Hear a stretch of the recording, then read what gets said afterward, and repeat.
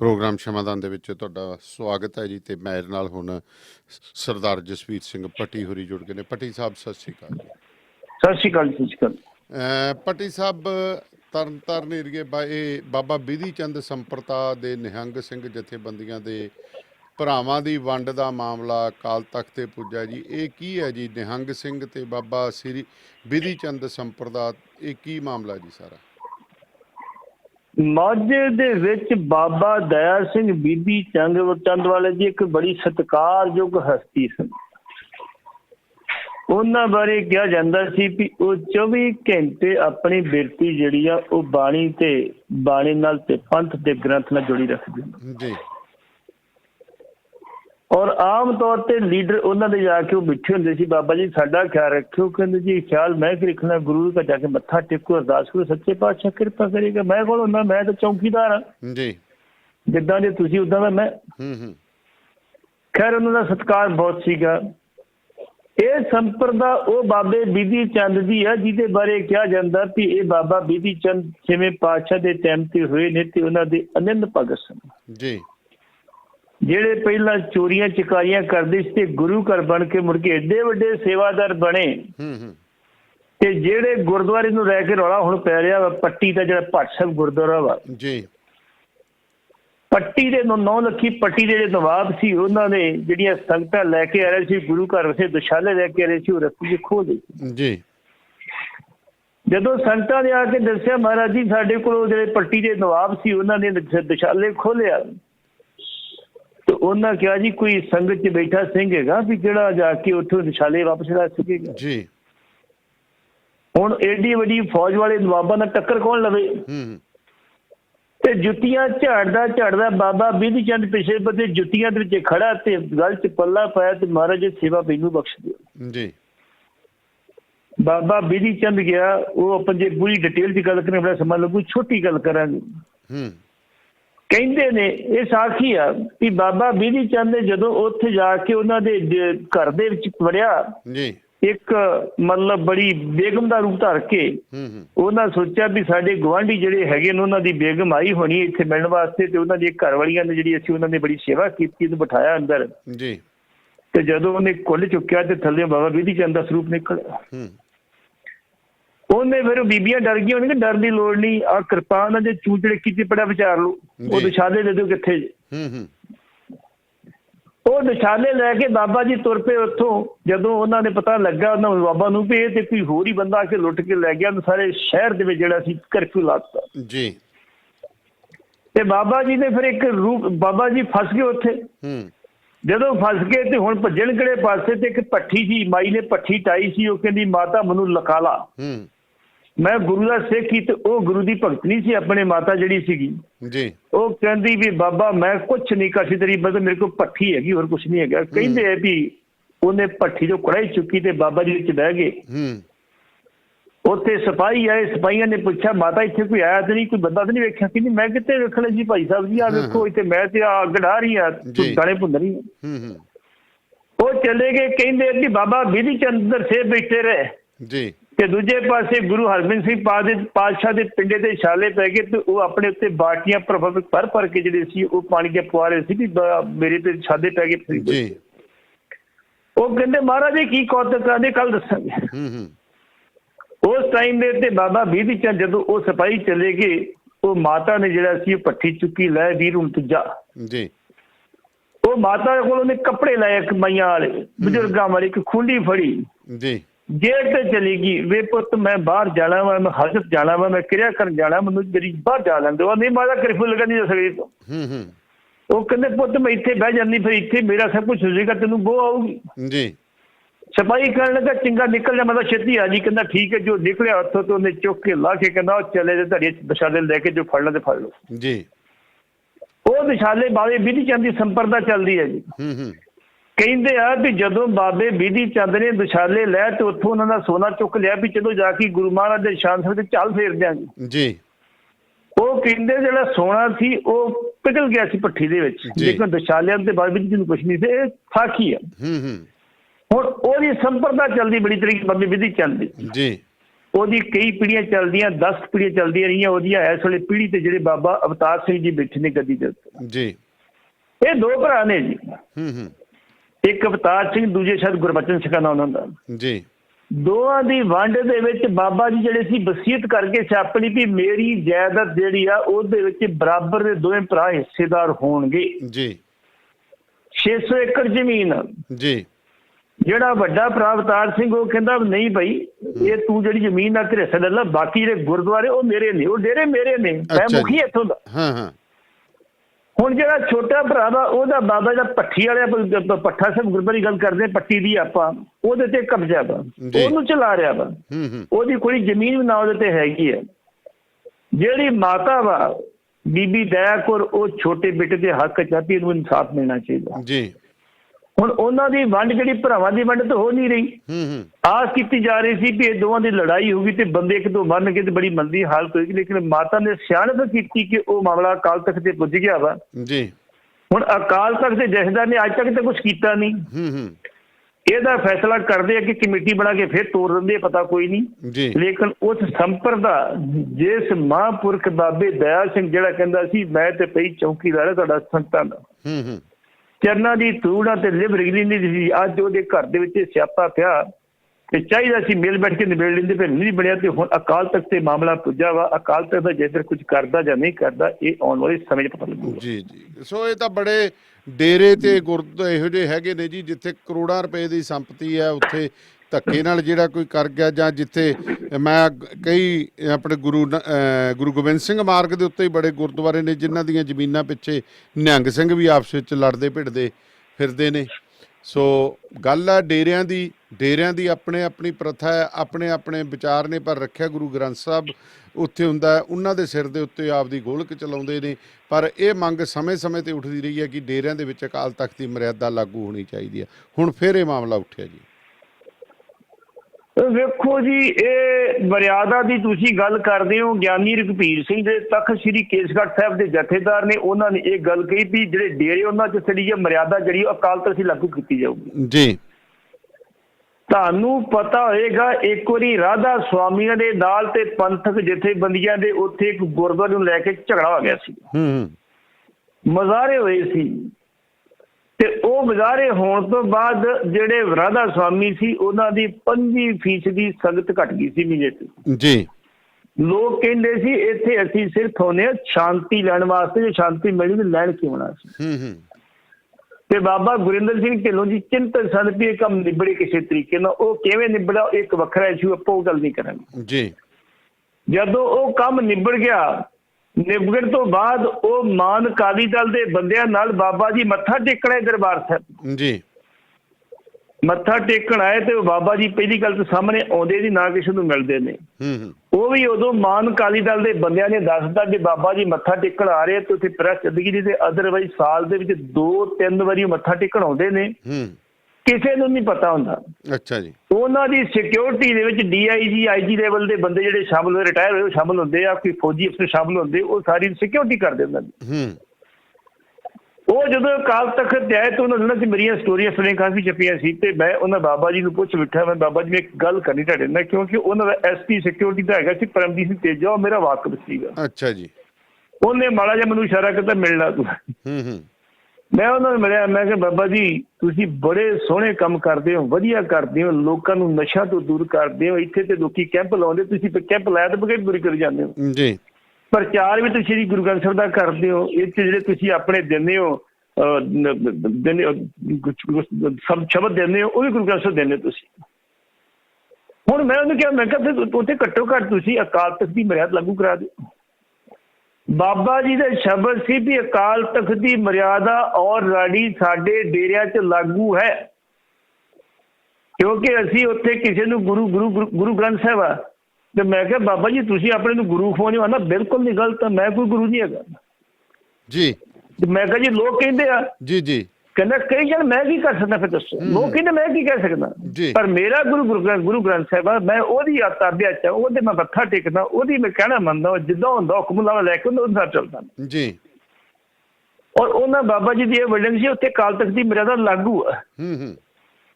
ਸਾਡੇ ਪੰਜਾਬ ਦੇ ਵਿੱਚ ਕਰੀਬ ਰਜਿਸਟਰਡ 2200 ਡੇਰੇ ਆ ਤੇ ਵਰਲਡ ਦੇ ਵਿੱਚ ਕਿਸੇ ਸੂਬੇ 'ਚ ਨੇ ਡੇਰੇ ਨਹੀਂ ਜਿੰਨੇ ਪੰਜਾਬ ਤੇ ਹੈਗੇ ਨੇ ਬਾਬਿਆਂ। ਦੁਆਬਿਆਂ ਤਾਂ ਭਰਿਆ ਪਿਆ ਜੀ। ਹੁਣ ਬਾਬਿਆਂ ਦੇ ਡੇਰਿਆਂ ਦੇ ਵਿੱਚ ਉਹਨਾਂ ਦੀ ਆਪਣੀ ਮਰਿਆਦਾ ਲਾਗੂ, ਕਿਤੇ ਉਹ ਆਪਣੇ ਡੇਰਿਆਂ ਦੇ ਸਿਰਫ ਕਿਤੇ ਗੁਰੂ ਸਾਹਿਬ ਦੇ ਦਿਹਾੜੇ ਨਹੀਂ ਮਨਾਉਂਦੇ। ਉਹ ਸਿਰਫ ਤੇ ਸਿਰਫ ਆਪਣੇ ਜਿਹੜੇ ਵੱਡੇ ਚੜ੍ਹਾਈ ਕਰ ਗਏ ਹੁੰਦੇ ਆ ਉਹਨਾਂ ਦੇ ਮਨਾਉਂਦੇ ਆ। ਬਾਬਾ ਜੀ ਦਾ ਜਨਮ ਦਿਨ ਆ ਜੀ, ਆ ਉਹਨਾਂ ਦਾ ਗੱਦੀ ਦਿਵਸ ਆ ਜੀ, ਆ ਉਹਨਾਂ ਦਾ ਜੁੱਤੀ ਦਿਵਸ ਜੀ, ਬੜਾ ਕੁਝ ਕਰਦੇ। ਹਾਂ ਬੜਾ ਕੁਝ। ਅੱਜ ਮੈਂ ਵੇਖੀ ਜਾਂਦਾ ਸੀ ਇੱਕ ਉਹ ਸਾਧ ਦੀਆਂ ਜੁੱਤੀਆਂ ਲੈ ਕੇ ਉੱਤੇ ਫੁੱਲ ਲੈ ਕੇ ਕਾਰ 'ਚ ਤੁਰੇ ਫਿਰਦੇ ਆ, ਉਹ ਤਸਵੀਰ ਵੀ ਬੜੀ ਵਾਇਰਲ ਹੋਈ ਜਾਂਦੀ ਹੈ। ਬਿਲਕੁਲ ਬਿਲਕੁਲ। ਹੁਣ ਅਗਲੀ ਗੱਲ ਤੁਸੀਂ ਸੁਣ ਲਓ ਵੀ ਉਹਨਾਂ ਨੇ ਆਪਣੇ ਡੇਰਿਆਂ ਨੂੰ ਠਾਠ ਕਹਿੰਦੇ ਨੇ, ਉਹ ਨਾਨਕਸਰੀਏ। ਹਾਂਜੀ, ਉਹ ਗੁਰਦੁਆਰਾ ਕਹਿੰਦੇ ਨਹੀਂ ਕਹਿੰਦੇ। ਉੱਥੇ ਨਿਸ਼ਾਨ ਸਾਹਿਬ ਨਹੀਂ ਲਾਏ, ਉਹ ਗਿਆਨੀ ਗੁਰਬਚਨ ਸਿੰਘ ਨੇ ਕਹਿੰਦੇ ਲਵਾਏ ਸੀ ਵੀ ਚਲੋ ਤੁਸੀਂ ਠਾਠ ਹੀ ਕਹਿ ਲਓ, ਲੇਕਿਨ ਘੱਟੋ ਘੱਟ ਨਿਸ਼ਾਨ ਨਹੀਂ। ਇੱਥੇ ਗੁਰੂ ਸਾਹਿਬ ਦੇ ਤੁਸੀਂ ਪ੍ਰਕਾਸ਼ ਕੀਤੇ ਆ, ਲਗਾਤਾਰ ਥੱਲੇ ਖੱਡ ਪਰ ਚੱਲਦੇ, ਨਿਸ਼ਾਨ ਤੇ ਲਾਓ।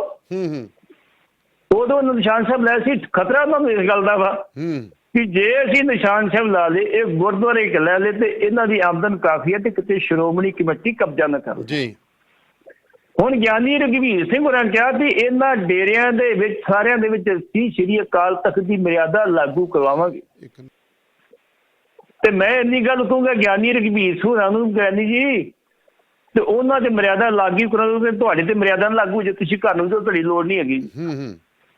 ਜੇ ਤੁਸੀਂ ਮਰਿਆਦਾ ਦੀ ਗੱਲ ਕਰਦੇ ਹੋ, ਤੁਸੀਂ ਇੱਕ ਕੰਮ ਕਰ ਦਿਓ, ਪਹਿਲਾਂ ਜਿਹੜਾ ਸਾਡਾ ਨਾਨਕਸ਼ਾਹੀ ਕੈਲੰਡਰ, ਮੂਲ ਨਾਨਕਸ਼ਾਹੀ ਕੈਲੰਡਰ ਜਿਹੜਾ 2010 ਦੇ ਵਿੱਚ ਜਿਹੜਾ ਸੀ ਪਾਸੇ ਕਰ ਦਿੱਤਾ ਗਿਆ ਸੀ ਜੀ, ਤੁਸੀਂ ਉਸੇ ਨੂੰ ਲਾਗੂ ਕਰਾ ਦਿਓ ਤੇ ਬੜੀ ਬਹਾਦਰੀ ਦੀ। ਉਹ ਲਾਗੂ ਹੋ ਗਿਆ, ਉਹ ਡੇਰਿਆਂ ਚੱਲ ਗਿਆ ਤੇ ਆਟੋਮੈਟਿਕਲੀ ਦਿਹਾੜੀ ਮਰਿਆਦਾ ਲਾਗੂ ਹੋ ਜਾਣੀ ਜੀ। ਉਹਨਾਂ ਨੇ ਆਪਣੀ ਮਰਿਆਦਾ ਵਿਕਵੀ ਕੈਲੰਡਰ ਮੁਤਾਬਕ ਅੱਜ ਵੀ ਰੱਖੀ ਆ, ਉਹ ਨਹੀਂ ਲਾਗੂ ਹੋਣੇ। ਤੁਸੀਂ ਕਹਿੰਦੇ ਹੋ ਚੰਗੀ ਗੱਲ, ਸਵਾਗਤਯੋਗ ਆ, ਪਰ ਸਾਨੂੰ ਖਤਰਾ ਇਸ ਗੱਲ ਦਾ ਵੀ ਤੁਸੀਂ ਮਰਿਆਦਾ ਲਾਗੂ ਕਰਾਉਂਦੇ ਕਿਤੇ ਆਪਣੀ ਕੁਰਸੀ ਨਾ ਖਵਾ ਬੈਠੇ ਹੋ। ਇਹਨਾਂ ਦਾ ਖਿਆਲ ਜ਼ਰੂਰ ਰੱਖ ਲਿਓ ਜੀ। ਤੇ ਹੁਣ ਢੀਂਡਸਾ ਤੇ ਮੈਂ ਵੇਖਿਆ ਜੀ, ਪਰਮਿੰਦਰ ਸਿੰਘ ਢੀਂਡਸਾ ਕੱਲ ਬਰਨਾਲੇ, ਅੱਜ ਹੁਸ਼ਿਆਰਪੁਰ, ਲਗਾਤਾਰ ਉਹਨਾਂ ਨੇ ਵੀ ਹੁਣ ਟੈਂਕੀ ਦੀ ਤੇ ਗੱਡੀ ਦੀ ਟੈਂਕੀ ਫੁੱਲ ਕਰਾਈ ਹੈ। ਕੱਲ ਵੈਸੇ ਬਿਆਨਬਾਜ਼ੀ ਤਾਂ ਕਈ ਅਖਬਾਰਾਂ ਨੇ ਬੜੀ ਗਲਤ ਲਿਖੀ ਸੀ, ਪਰ ਮੈਨੂੰ ਸੀਗਾ ਕਿ ਪਰਮਿੰਦਰ ਢੀਂਡਸਾ ਇੰਨਾ ਵੀ ਹੈ ਨਹੀਂ ਗਾ ਕਿ ਇਹੋ ਜਿਹਾ ਬਿਆਨ ਦੇ ਦੂ ਵੀ ਅਸੀਂ ਆਮ ਆਦਮੀ ਪਾਰਟੀ ਜਾ ਵੜਾਂਗੇ। ਇੱਕ ਅਖਬਾਰ ਨੇ ਵੀ ਲਿਖਤਾ, ਪਰ ਜਦੋਂ ਉਹਨਾਂ ਦੀ ਮੈਂ ਸਾਰੀ ਬਾਈਟ ਸੁਣੀ ਤਾਂ ਉਹ ਕਹਿੰਦੇ ਕਿ ਅਕਾਲੀ ਦਲ, ਸ਼੍ਰੋਮਣੀ ਅਕਾਲੀ ਦਲ, ਬਾਦਲ ਅਤੇ ਕਾਂਗਰਸ ਨੂੰ ਛੱਡ ਕੇ ਪੰਜਾਬ ਦੇ ਭਲੇ ਲਈ ਕਹਿੰਦੇ ਅਸੀਂ ਹਰ ਕਿਸੇ ਨਾਲ ਹੱਥ ਮਿਲਾਉਣ ਨੂੰ ਤਿਆਰ ਹੈ। ਉੱਧਰ ਹੁਣ ਜਥੇਦਾਰ ਸਾਹਿਬ ਵੱਲੋਂ ਜਿਹੜਾ ਬਿਆਨ ਦੇਤਾ, ਉਹਦਾ ਅਸਰ ਕੀ ਪਏਗਾ ਜੀ ਢੀਂਡਸਾ ਹੋਰਾਂ ਦੀ ਕੰਪੇਨ ਤੇ? ਦੇਖੋ ਜੀ, ਜਿਹੜਾ ਜਥੇਦਾਰ ਸਾਹਿਬ ਨੇ ਬਿਆਨ ਦਿੱਤਾ ਉਹ ਸਿਰਫ ਤੇ ਸਿਰਫ ਅਕਾਲੀ ਦਲ ਨੂੰ ਬਚਾਉਣ ਵਾਸਤੇ ਦਿੱਤਾ ਜੀ। ਬਚਾਉਣ ਵਾਸਤੇ ਕਿਉਂ ਦਿੱਤਾ? ਤੁਸੀਂ ਅੱਜ ਤੋਂ ਕਿਤੇ 10 ਦਿਨ ਪਹਿਲਾਂ ਕਰ ਲਓ, ਇੱਕ ਪਰਮਜੀਤ ਸਿੰਘ ਸੰਨੇ ਦਾ ਬਿਆਨ ਆਇਆ ਸੀਗਾ।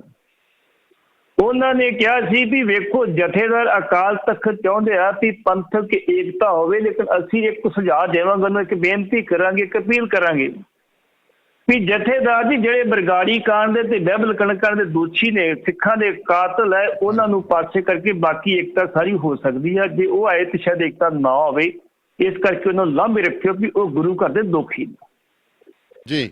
ਬੇਸਿਕਲੀ ਸੁਖਬੀਰ ਸਿੰਘ ਬਾਦਲ ਨੇ ਜਥੇਦਾਰ ਤੇ ਦਬਾਅ ਪਾਇਆ ਵੀ ਤੂੰ ਕੋਈ ਹੱਲ ਲੱਭ, ਇਸ ਕਰਕੇ ਵੀ ਤੁਸੀਂ ਮੇਰੀ ਕਮਾਂਡ ਥੱਲੇ ਬਾਕੀ ਸਾਰਿਆਂ ਨੂੰ ਇਕੱਠਾ ਕਰ ਦਿਓ। ਉਹਦੇ ਕਰਕੇ ਹੁਣ ਉਹਨਾਂ ਸਖਤ ਬਿਆਨ ਦੇਣਾ ਜਥੇਦਾਰ ਦੀ ਮਜਬੂਰੀ ਬਣ ਗਈ ਸੀ ਜੀ। ਉਦੋਂ ਤੇ ਸਹਿਬਨ ਗੱਲ ਹੋ ਗਈ ਤੇ ਅਗਲੇ ਦਿਨ ਉਹਨਾਂ ਨੇ ਆ ਕੇ ਇੱਕ ਇੰਟਰਵਿਊ ਦਿੱਤੀ ਅੰਗਰੇਜ਼ੀ ਅਖਬਾਰ ਨੂੰ, ਸਪਸ਼ਟ ਕਹਿਤਾ ਵੀ ਹਾਂ ਜੀ ਖਾਲਸਾ ਮਿਲਣਾ ਚਾਹੀਦਾ ਸਿੱਖਾਂ ਨੂੰ। ਉਹਦਾ ਮਤਲਬ ਇਹ ਆ ਵੀ ਸੁਖਬੀਰ ਸਿੰਘ ਬਾਦਲ ਇਹ ਚਾਹੁੰਦਾ ਵੀ ਇੱਥੋਂ ਬਿਆਨ ਆਊਗਾ, ਅਸੀਂ ਵੀ ਹਮਾਇਤ ਕਰ ਦੇਂਗੇ। ਠੀਕ ਹੈ ਜੀ, ਜੋ ਉਹਨਾਂ ਕਿਹਾ ਕੋਈ ਗੱਲ ਨਹੀਂ, ਜਥੇਦਾਰ ਸਾਹਿਬ ਜੋ ਜਥੇਦਾਰ ਨੇ ਹਾਂਜੀ, ਕਿਉਂਕਿ ਉਹ ਜਿਹੜੇ ਗਰਮ ਦਲੀਏ ਨੇ, ਉਹ ਗਰਮ ਦਲੀਆਂ ਕੋਲੋਂ ਜਥੇਦਾਰ ਦੇ ਹੱਕ 'ਚ ਬਿਆਨ ਦਿਵਾਉਣਾ ਚਾਹੁੰਦੇ ਸੀ, ਲੇਕਿਨ ਗਰਮ ਦਲੀਆਂ ਨੇ ਬੜਾ ਸੰਕੋਚ ਰੱਖਿਆ, ਬਿਆਨ ਨਹੀਂ ਦਿੱਤੇ ਜੀ। ਹੁਣ ਇਹਦਾ ਫਾਇਦਾ ਕੀ ਹੋਏਗਾ? ਜਿਸ ਗੱਲ ਤੋਂ ਅੱਗੇ ਪਰੇਸ਼ਾਨ ਨੇ ਅਕਾਲੀ ਦਲ ਬਾਦਲ ਵਾਲੇ ਵੀ ਅੱਜ ਕੱਲ੍ਹ ਜਿਹੜੀ ਬੀਜੇਪੀ ਆ ਉਹ ਜ਼ਿਆਦਾ ਢੀਂਡਸੇ ਵਾਲੇ ਪਾਸੇ ਝੁਕਾਅ ਰੱਖਦੀ ਜੀ।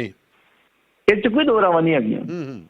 ਜਿਹੜੀ ਕੱਲ ਉਹਨਾਂ ਬਿਆਨ ਦਿੱਤਾ ਵਾ ਪਰਮਿੰਦਰ ਸਿੰਘ ਢੀਂਡਸੇ ਨੇ, ਬਿਲਕੁਲ ਠੀਕ ਕਿਹਾ ਵਾ ਕਿ ਅਸੀਂ ਪੰਜਾਬ ਦੇ ਵਿੱਚ ਸ਼੍ਰੋਮਣੀ ਅਕਾਲੀ ਦਲ ਦੀ ਸਰਕਾਰ ਬਣਾਉਣ ਵਾਸਤੇ ਜਾਂ ਪੰਥਕ ਸਰਕਾਰ ਬਣਾਉਣ ਵਾਸਤੇ ਸਾਨੂੰ ਕਿਸੇ ਵੀ ਪਾਰਟੀ ਨਾਲ ਹੱਥ ਮਿਲਾਉਣਾ ਪਿਆ, ਅਸੀਂ ਕਾਂਗਰਸ ਨੂੰ ਜੀ ਇਹਨੂੰ ਛੱਡ ਦਿਆਂਗੇ, ਬਾਕੀ ਅਸੀਂ ਤਾਂ ਮਿਲਾਉਣਾ ਪਿਆ, ਅਸੀਂ ਮਿਲਾ ਕੇ ਤੇ ਅਸੀਂ ਸਰਕਾਰ ਬਣਾਵਾਂਗੇ ਜੀ। ਕੱਲ ਨੂੰ ਉਹਨਾਂ ਦੀ ਮੀਟਿੰਗ ਹੋਈ ਕੋਰ ਕਮੇਟੀ ਦੀ। ਪੋਸੀਬਿਲਿਟੀ ਆ ਵੀ ਕੱਲ ਨੂੰ ਤੁਹਾਡੇ ਦੁਆਬੇ ਮਾਲਵੇ ਦੇ 3 ਲੀਡਰ ਜਿਹੜੇ ਆ ਉਹਦੇ ਜੁਆਇਨ ਕਰ ਸਕਦੇ ਜੀ। ਜੇ ਉਹ ਲੀਡਰ ਜੁਆਇਨ ਕਰ ਗਏ ਤੇ ਇੱਕ ਜਲਜਲਾ ਜਿਹਾ ਆਏਗਾ ਸ਼੍ਰੋਮਣੀ ਅਕਾਲੀ ਬਾਦਲ ਦੇ ਵਿੱਚ, ਉਹਨਾਂ ਨੂੰ ਥੋੜਾ ਜਿਹਾ ਡਰ ਮਹਿਸੂਸ ਹੋਏਗਾ ਵੀ ਹੋ ਕੀ ਰਿਹਾ। ਹੁਣ ਤੇ ਉਹ ਬੀਜੇਪੀ ਵੀ ਚਾਹੁੰਦੀ ਆ ਜੀ ਕਿ ਇਹਨਾਂ ਤੋਂ ਖੜਾ ਛਡਾਉਣਾ ਬਾਦਲ ਕੋਲੋਂ, ਵੀ ਇਹਨਾਂ ਦੇ ਪੱਲੇ ਕੁਛ ਨਹੀਂ ਰਿਹਾ।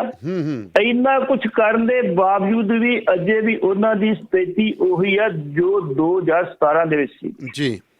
ਜੇ ਅੱਜ ਇਲੈਕਸ਼ਨ ਹੁੰਦੀ ਹੈ ਤੇ ਅੱਜ ਵੀ ਇਹਨਾਂ ਦੇ ਪੱਲੇ ਉਹ ਕੁਛ ਹੀ ਪੈਣਾ ਜੋ 2017 ਚ ਪਿਆ ਸੀ। ਬਹੁਤੀ ਪਿੱਛੇ ਸੁਧਰੀ ਨਹੀਂ ਜੀ ਜੀ। ਜਿੱਦਾਂ ਹੁਣ ਕੈਪਟਨ ਅਮਰਿੰਦਰ ਸਿੰਘ ਨੇ ਡੈਮੇਜ ਕੰਟਰੋਲ ਕਰਨਾ ਸ਼ੁਰੂ ਕਰ ਦਿੱਤਾ। ਕੈਪਟਨ ਅਮਰਿੰਦਰ ਸਿੰਘ ਜਿਹੜਾ ਕਿਸੇ ਮਿਨਿਸਟਰ ਨੂੰ ਮਿਲਣਾ ਹੁੰਦਾ ਸੀ ਤੇ 4-4 ਦਿਨ ਮਿਨਿਸਟਰ ਮਿਠਦੇ ਇੱਥੇ ਜਾ ਕੇ ਮਿਲਦਾ ਸੀਗਾ। MLA ਵੀ ਜਿਹੜੇ 5-5 6-6 ਇਕੱਠੇ ਹੁੰਦੇ ਸੀ ਤੇ ਹਫ਼ਤਾ ਮਿੱਠੇ ਰਹਿੰਦੇ ਸੀ ਜਾ ਕੇ, ਤੇ ਫਿਰ ਜਾ ਕੇ ਮਿਲਦਾ ਸੀਗਾ। ਹੁਣ ਉਹਨੇ MLA ਨੂੰ ਆਪਣੇ ਉਹ ਸ਼ੀਸ਼ਵਾ ਵਜਾ ਬਣਾਇਆ ਨਾ, ਗੈਸਟ ਹਾਊਸ ਬਣਾਇਆ, ਉੱਥੇ ਆਪ ਸਵੇਰੇ ਸ਼ੁਰੂ ਕਰਤੇ, ਆਓ ਵੀ ਵਾਨੂੰ ਆਓ ਤੁਹਾਨੂੰ ਪ੍ਰਸ਼ਾਦਾ ਛਕਾਈਏ, ਕੋਈ ਗੱਲ ਨਹੀਂ ਚਲਾਤਾ ਕੰਮ ਵੀ ਆ। ਉਹ ਸਿਰਫ ਡੈਮੇਜ ਕੰਟਰੋਲ ਕਰਨ ਵਾਸਤੇ ਜੀ। ਤੇ ਡੈਮੇਜ ਕੰਟਰੋਲ ਕਰਨ ਦੇ ਵਿੱਚ ਇਹ ਵੀ ਕਹਿ ਦਿੱਤਾ ਵੀ ਸਿੱਧੂ ਸਾਡਾ ਵਾ, ਉਹ ਕਿਤੇ ਨਹੀਂ ਜਾਏਗਾ, ਉਹ ਕਾਂਗਰਸ 'ਚ ਰਹੇਗਾ। ਇਹ ਡੈਮੇਜ ਕੰਟਰੋਲ ਆ। ਉਹਨੇ ਵੀ ਡੈਮੇਜ ਕੰਟਰੋਲ ਕਰਨਾ ਸ਼ੁਰੂ ਕਰਤਾ। ਇੱਧਰੋਂ ਅਕਾਲੀ ਦਲ ਦੇ ਵਿੱਚ ਜਿਹੜੇ ਸੀ ਢੀਂਡਸਾ ਸਾਹਿਬ, ਜੇ ਕਰੋਨਾ ਦਾ ਸੰਕਟ ਨਾ ਹੁੰਦਾ ਤੇ ਹਾਲਾਤ ਕੁਝ ਦੇ ਕੁਝ ਹੋਰ ਹੁੰਦੇ। ਲਾਕਡਾਊਨ ਤੋਂ ਬਾਅਦ ਉਹਨਾਂ ਫਿਰ ਸਪੀਡ ਫੜ ਲਈ ਆ ਜੀ। ਲੇਕਿਨ ਇੱਕ ਗੱਲ ਕਹੂੰਗਾ, ਸਰਦਾਰ ਸੁਖਦੇਵ ਸਿੰਘ ਢੀਂਡਸਾ ਬੜਾ ਫੂਕ ਕੇ ਕਦਮ ਰੱਖ ਰਹੇ ਜੀ। ਇਹਨਾਂ ਦੀ ਕੱਲ ਕੋਰ ਕਮੇਟੀ ਦੀ ਮੀਟਿੰਗ ਆ, ਉਹਦੇ ਵਿੱਚੋਂ ਨਿਕਲ ਕੇ ਬੜਾ ਕੁਛ ਆਏਗਾ। ਉਹਦੇ ਵਿੱਚ ਫੈਸਲੇ ਕੀ ਲੈ ਜਾਂਦੇ ਆ, ਕਿਉਂਕਿ ਅੱਜ ਦੀ ਡੇਟ ਦੇ ਵਿੱਚ ਪਿੱਛੇ ਜੇ ਮੈਂ ਉਹ ਤੁਹਾਨੂੰ ਪਤਾ ਹੋਣਾ ਬਿਆਨ ਛਪੇ ਸੀ, ਜਿਹੜੇ ਸਰਦਾਰ ਰਣਜੀਤ ਸਿੰਘ ਬ੍ਰਹਮਪੁਰਾ ਵਾਪਸ ਜਾ ਰਹੇ ਜੀ। ਅੱਛਾ, ਬ੍ਰਹਮਪੁਰਾ ਜਾ ਰਹੇ ਬਾਦਲ ਨਾਲ ਜੀ? ਹਾਂਜੀ। ਇਹ ਕੀ ਗੱਲ ਉਹ ਵੇਖੋ ਜੀ, ਪਹਿਲਾਂ ਮੈਂ ਕਿਹਾ ਸ਼ੱਕ ਕੀਤਾ ਸੀ ਜਦੋਂ ਸ਼ੁਰੂ ਹੋਏ ਸੀ। ਮੈਂ ਕਿਹਾ ਜਦੋਂ ਇਹ ਮਾਨ ਦੇ ਕੋਲੇ ਸੀ, ਮਾਨ 'ਚ ਗਏ ਸੀ, ਜੋ ਬਾਦਲ ਸਾਹਿਬ ਨੇ ਕਿਹਾ ਸੀ ਵੀ ਆਜੋ ਵੀ ਲੋਹੜੀ ਦਾ ਆਜੋ ਹੁਣ ਤੁਸੀਂ, ਤੇ ਇਹ ਚਲੇ ਗਏ ਸੀ ਵਾਪਸ ਉਦੋਂ ਜੀ। ਲੇਕਿਨ ਹੁਣ ਉਹ ਚੀਜ਼ ਨਹੀਂ ਹੈਗੀ। ਕਮਾਂਡ ਆ ਸੁਖਬੀਰ ਕੋਲੇ, ਸੁਖਬੀਰ ਦੇ ਵਿੱਚ ਉਹ ਗੁਣ ਨਹੀਂ ਜੇ ਵੱਡੇ ਬਾਦਲ ਵਿੱਚ ਹੈਗੇ ਜੀ। ਇਸੇ ਕਰਕੇ ਵਾਪਸ ਜਾਣ ਦੀ ਗੱਲ ਨਹੀਂ ਬਣਦੀ। ਅੱਜ ਮੈਂ ਦੁਪਹਿਰੇ ਇੱਕ TV ਤੱਕ ਕਰ ਰਿਹਾ ਸੀ, ਤੇ ਉਹਦੇ ਵਿੱਚ ਨਾਲ ਮੇਰੇ ਕੁਛ ਮਨਜੀਤ ਸਿੰਘ ਜੀਕੇ ਸੀ, ਮੈਂ ਸੀ, ਨਿੱਜਰ ਸੀ, ਇੱਕ ਤੁਹਾਡੇ ਆਪਣੇ ਪੀਰ ਮੁਹੰਮਦ ਸੀਗੇ। ਤੇ ਪੀਰ ਮੁਹੰਮਦ ਨੂੰ ਮੈਂ ਸਵਾਲ ਕਰਦਾ ਸੀ, ਮੈਂ ਕਿਹਾ ਤੁਸੀਂ ਦੱਸੋ ਵੀ ਜਿਹੜੇ ਬਿਆਨ ਪਿੱਛੇ ਛਪੇ ਸੀ ਸਰਦਾਰ ਰਣਜੀਤ ਸਿੰਘ ਬ੍ਰਹਮਪੁਰਾ ਦੇ ਵੀ ਵਾਪਸ ਆ ਰਹੇ, ਠੀਕ ਹੈ? ਉਹਨੇ ਕਿਹਾ ਜੀ ਸਪਸ਼ਟੀਕਰਨ ਦੇ ਦਿੱਤਾ, ਤੇ ਅੱਜ ਫਿਰ ਲਾਈਵ ਦੇ ਸਪਸ਼ਟੀਕਰਨ ਵੀ ਬਿਲਕੁਲ ਗਲਤ ਆ। ਢੀਂਡਸਾ ਸਾਹਿਬ ਬ੍ਰਹਮਪੁਰਾ ਸਾਹਿਬ ਨਹੀਂ ਜਾ ਰਹੇ। ਕੱਲ੍ਹ ਸਾਡੀ ਕੋਰ ਕਮੇਟੀ ਦੀ ਮੀਟਿੰਗ ਆ, ਸਾਰੇ ਇਕੱਠੇ ਹੋਣਗੇ, ਰਵਿੰਦਰ ਇਕੱਠੇ ਹੋਣਗੇ, ਬ੍ਰਹਮਪੁਰਾ ਸਾਹਿਬ ਇਕੱਠੇ ਹੋਣਗੇ, ਸ਼ੇਖਪੁਰ ਸਾਹਿਬ ਸਾਰੇ ਇਕੱਠੇ ਹੋ ਕੇ ਮੀਟਿੰਗ ਕਰਾਂਗੇ। ਅਸੀਂ ਮੀਟਿੰਗ ਕਰਨ ਬਾਅਦ ਦੱਸਾਂਗੇ ਹੁੰਦਾ ਕੀ ਹੈ ਜੀ। ਇਹਦੇ ਵਿੱਚ ਆ ਖਾਲਿਸਤਾਨ ਦੇ ਮੁੱਦੇ ਦੇ ਉੱਤੇ ਜਿਹੜਾ ਸੀ ਬੀਜੇਪੀ ਅੱਗੇ ਦੀ ਤਕੜਾ ਤਰਿੰਗ ਹੋਈ ਸੀ, ਉਹਨੂੰ ਹੋਰ ਮੌਕਾ ਮਿਲ ਗਿਆ ਵੀ ਤੁਸੀਂ ਖਾਲਸਾ ਬਣਾਉਂਦੇ ਫਿਰਦੇ, ਤੇ ਅਸੀਂ ਹੁਣ ਤੇ ਸਪੋਰਟ ਕਰਾਂਗੇ ਨੰਗੇ ਚਿੱਟੇ ਹੋ ਕੇ ਢੀਂਡਸਾ ਸਾਹਿਬ ਦੀ। ਤੇ ਢੀਂਡਸਾ ਸਾਹਿਬ ਨੂੰ ਇਸ ਬਿਆਨ ਦਾ ਬੈਨੀਫਿਟ ਪੁੱਜਣਾ ਸੰਭਵ ਆ। ਉਹਦਾ ਕਾਰਨ ਕਿ ਹਿੰਦੂ ਲੋਕ ਜਿਹੜੇ ਨੇ ਉਹ ਜਿਹੜੇ ਸੀਗੇ ਅੱਗੇ ਤੋਂ ਟੁੱਟਦੇ ਜਿਹੜੇ ਸੀ ਨਾ, ਹੋਰ ਟੁੱਟ ਜਾਣਗੇ ਅਕਾਲੀ ਦਲ ਬਾਦਲ ਨਾਲ, ਕਿਉਂ ਜਦੋਂ ਖਾਲਿਸਤਾਨ ਦੀ ਗੱਲ ਹੁੰਦੀ ਉਹ ਡਰਦੇ ਨੇ ਪੰਜਾਬ ਦੇ ਵਿੱਚ ਕਿ ਹਾਲਾਤ ਖਰਾਬ ਹੋ ਜਾਣਗੇ। ਇਸ ਕਰਕੇ ਜਿਹੜੇ ਹਾਲਾਤ ਖਰਾਬ ਕਰਨ ਵਾਲੇ ਬੰਦੇ ਹੋਣਗੇ, ਤੁਸੀਂ ਵੇਖ ਲਿਆ ਮਾਨਦਾਨ ਦਾ ਕੀ ਹੋਇਆ ਵਾ। ਤੇ ਇਹਨਾਂ ਨੇ ਬਿਆਨ ਬਾਰੇ ਕੋਈ ਟਿੱਪਣੀ ਨਹੀਂ ਕੀਤੀ। 2 ਮੀਟਿੰਗਾਂ ਕੀਤੀਆਂ ਕੋਰ ਕਮੇਟੀ ਦੀਆਂ ਇਹਨਾਂ ਨੇ, ਇੱਕ ਉਦੋਂ ਬਾਅਦ 6 ਤੋਂ ਬਾਅਦ, ਦੋਵਾਂ ਦੇ ਵਿੱਚ ਅਜੇ ਤੱਕ ਨਾ ਕੋਈ ਸਪਸ਼ਟੀਕਰਨ ਨਹੀਂ ਦਿੱਤਾ ਜਨਤਾ ਦੇ ਬਿਆਨ ਬਾਰੇ। ਸੋ ਦੋਸਤੋ, ਤੁਹਾਨੂੰ ਦੱਸ ਦਈਏ ਕਿ ਪ੍ਰੋਗਰਾਮ ਸ਼ਮਾਦਾਨ ਚੱਲ ਰਿਹਾ ਜੀ। ਮੇਰੇ ਨਾਲ ਸਰਦਾਰ ਜਸਬੀਰ ਸਿੰਘ ਪੱਟੀ ਹੋਰੀ ਨੇ। ਖਬਰਾਂ ਪੰਜਾਬ ਦੀਆਂ ਚੱਲ ਰਹੀਆਂ ਨੇ। ਤੁਸੀਂ ਵੀ ਆਪਣੇ ਕੋਈ ਵਿਚਾਰ ਰੱਖਣੇ ਨੇ, ਕਿਉਂਕਿ 2 ਦਿਨ ਹੁਣ ਛੁੱਟੀ ਰਹਿਣੀ ਹੈ। ਪੱਟੀ ਸਾਹਿਬ ਅੱਜ ਆਪਣੇ ਨਾਲ ਥੋੜ੍ਹਾ ਜਿਹਾ ਖੁੱਲ੍ਹਾ ਸਮਾਂ ਵੀ ਆਪਾਂ ਉਹਨਾਂ ਤੋਂ ਲੈ ਲਾਂਗੇ, ਅਤੇ ਆਪਣੇ ਤੁਸੀਂ ਸਵਾਲਾਤ ਜਿਹੜੇ ਨੇ 92-164 10-666 98-149 10-666 ਦੇ ਉੱਤੇ ਕਰ ਸਕਦੇ ਹੋ। ਸੋ ਪ੍ਰੋਗਰਾਮ ਸ਼ਮਾਦਾਨ ਬਾਦਸਤੂਰ ਇਸੇ ਤਰ੍ਹਾਂ ਜਾਰੀ ਰਹੇਗਾ। ਤੁਹਾਨੂੰ ਦੱਸ ਦਈਏ ਕਿ ਅੱਜ ਦਾ ਇਹ ਪ੍ਰੋਗਰਾਮ ਤੁਹਾਡੇ ਤੱਕ ਪਹੁੰਚਾਇਆ ਜੀ ਪਿੰਡ ਭੈਣੀ ਵੜਿੰਗਾ, ਜ਼ਿਲ੍ਹਾ ਲੁਧਿਆਣਾ ਦੇ ਸਾਡੇ ਲਿਸਨਰਸ ਵੱਲੋਂ, ਤੇ ਸੁਖਪਾਲ ਸਿੰਘ ਬਰਾੜ ਕੈਲਗਰੀ ਵੱਲੋਂ। ਸੁਖਪਾਲ ਸਿੰਘ ਬਰਾੜ ਹੋਰਾਂ ਦੀ ਕੰਪਨੀ ਹੈ ਜੀ super star plumbing and heating. ਤੁਹਾਡੀ ਟੂਟੀਆਂ ਖਰਾਬ ਹੋ ਜਾਂਦੀਆਂ ਨੇ, ਸਿੰਕ ਖਰਾਬ ਹੋ ਜਾਂਦਾ, ਸ਼ਾਵਰ ਹੈ, ਮਿਕਸਰ ਹੈ, ਹੀਟ ਦਾ ਥਰਮੋਸਟੇਟ ਹੈ, ਤਾਂ 403 690 1235 ਦੇ ਉੱਤੇ ਸੰਪਰਕ ਕਰ ਸਕਦੇ ਹੋ। ਬੇਕਰਸਫੀਲਡ ਏਰੀਆ ਦੇ ਵਿੱਚ ਜਤਿੰਦਰ ਸਿੰਘ ਤੂਰ ਹੋਰਾਂ ਦਾ ਨੰਬਰ ਨੋਟ ਕਰ ਲਓ, 661 754 1722। ਇਹ ਨੰਬਰ ਦੇ ਉੱਤੇ ਕਾਲ ਕਰਕੇ ਤੁਸੀਂ ਸੋਲਰ ਸਿਸਟਮ ਲਵਾਉਣ ਬਾਰੇ ਸਲਾਹ ਲੈ ਸਕਦੇ ਹੋ। ਤੁਹਾਨੂੰ ਵਾਜਬ ਕੀਮਤਾਂ ਦੇ ਉੱਤੇ ਸੋਲਰ ਸਿਸਟਮ ਲਵਾ ਕੇ ਵੀ ਦੇਣਗੇ, ਵਧੀਆ ਤੇ ਕੀਮਤੀ ਤੁਹਾਨੂੰ ਪ੍ਰਾਪਰਟੀ ਵੀ ਲੈ ਕੇ ਦੇਣਗੇ। ਰੀਅਲ ਸਟੇਟ ਦਾ ਕੰਮ ਵੀ ਇਹਨਾਂ ਦਾ ਬਹੁਤ ਵਧੀਆ। ਸੋ ਤੁਸੀਂ ਵੀ ਇਸ ਪ੍ਰੋਗਰਾਮ ਨੂੰ ਸਪਾਂਸਰ ਕਰਨਾ ਚਾਹੁੰਦੇ ਹੋ ਤਾਂ ਰੇਡੀਓ ਪੰਜਾਬ ਟੂਡੇ ਨੂੰ ਦੇ ਕਿਸੇ ਵੀ ਪ੍ਰੋਗਰਾਮ ਨੂੰ ਸਪਾਂਸਰ ਕਰਨਾ ਚਾਹੁੰਦੇ ਹੋ, ਜਿਵੇਂ ਅੱਜ ਸ਼ਮਾਦਾਨ ਤੋਂ ਤੁਰੰਤ ਬਾਅਦ ਤੁਸੀਂ ਸੁਣੋਗੇ ਨਹੀਂ ਉਹ ਲੱਭਣੇ ਰੰਗ ਗਵਾਚੇ, ਇਸ ਪ੍ਰੋਗਰਾਮ ਨੂੰ ਆਵਾਜ਼ ਦਿੱਤੀ ਹੈ ਗੁਰਜੀਤ ਨੇ। ਇਸ ਪ੍ਰੋਗਰਾਮ ਦੇ ਸਪਾਂਸਰ ਨੇ ਸਾਡੇ ਬੇਕਰਸਫੀਲਡ ਤੋਂ ਸਰਦਾਰ ਭਰਪੂਰ ਸਿੰਘ ਬਰਾੜ ਹੋਰੀ ਮੱਲੇ ਵਾਲੇ, ਇੰਦਰਜੀਤ ਸਿੰਘ ਦਿਓਲੈਂਡ ਬ੍ਰਦਰਸ, ਕੁਲਵੰਤ ਸਿੰਘ ਬਰਾੜ, ਬਲਬੀਰ ਸਿੰਘ ਮਾਨਕ ਮੋਗਾ ਪੈਲੇਸ ਵਾਲੇ, ਬਲਬੀਰ ਸਿੰਘ ਉਸਮਾਨਪੁਰ ਤੇ ਹਰਜਾਪ ਸਿੰਘ ਹੋਰੀ ਲੌਸਟ ਹਿੱਲ ਵਾਲੇ। ਤੁਸੀਂ ਵੀ ਹੋਰ ਕਿਸੇ ਪ੍ਰੋਗਰਾਮ ਨੂੰ ਸਪਾਂਸਰ ਕਰਨਾ ਤਾਂ ਤੁਸੀਂ ਕਰ ਸਕਦੇ ਹੋ। ਸੋ ਪੱਟੀ ਸਾਹਿਬ ਅਗਲੇ ਗੱਲ ਕਰੀਏ ਤਾਂ ਜਾਮਾ ਮਸਜਿਦ ਫਿਰ ਕਹਿੰਦੇ 18 ਦਿਨਾਂ ਦੇ ਲਈ ਬੰਦ ਕਰ ਦਿੱਤੀ ਹੈ ਜੀ। ਬਿਲਕੁਲ ਜੀ, ਕੱਲ ਉਹਨਾਂ ਨੇ ਆਪਾਂ ਬਿਆਨ ਦੇ ਗੱਲ ਕੀਤੀ ਸੀ ਜਾਮਾ ਮਸਜਿਦ ਵੀ ਹੋ ਸਕਦੀ ਹੈ, ਲੇਕਿਨ ਅੱਜ ਉਹਨਾਂ ਨੇ ਬੰਦ ਕਰ ਦਿੱਤੀ। ਉਹਨਾਂ ਦੇ ਮੌਲਵੀ ਜਿਹੜੇ ਸ਼ਾਹੀ ਇਮਾਮ ਨੇ ਉਹਨਾਂ ਨੇ ਇਹ ਬੰਦ ਕਰ ਦਿੱਤੀ ਆ ਵੀ ਵੇਖੋ ਆਪਣੇ ਘਰਾਂ ਦੇ ਵਿੱਚ ਰਹਿ ਕੇ ਤੁਸੀਂ ਹਾਲਾਤ ਦਿੱਲੀ ਦੇ ਠੀਕ ਨਹੀਂ ਗੇ, ਜਿਹੜੇ ਕਰੋਨਾ ਦੇ ਮਰੀਜ਼ ਉਹਨਾਂ ਦੀ ਗਿਣਤੀ ਕਾਫੀ ਵੱਧਦੀ ਜਾ ਰਹੀ ਹੈ ਜੀ, ਤੇ ਹੁਣ ਤੁਸੀਂ ਮਸਜਿਦ ਦੇ ਵਿੱਚ ਆ ਕੇ ਜਿਹੜਾ ਸੀ ਇੱਥੇ ਆ ਕੇ ਤੁਸੀਂ ਆਪਣਾ ਜਿਹੜਾ ਵਾ ਉਹ ਨਮਾਜ਼ ਨਾ ਪੜੋ, ਆਪਣੇ ਘਰਾਂ 'ਚ ਨਮਾਜ਼ ਪੜ੍ਹ ਲਓ ਤੇ ਸੁਰੱਖਿਅਤ ਰਹੋ ਜੀ। ਇਸ ਲਈ ਸ਼ਾਹੀ ਇਮਾਮ ਨੇ ਐਲਾਨ ਕਰ ਦਿੱਤਾ ਵਾ ਕਿ 30 ਜੂਨ ਤੱਕ ਜਿਹੜੀ ਜਾਮਾ ਮਸਜਿਦ ਬੰਦ ਰਹੇਗੀ ਜੀ।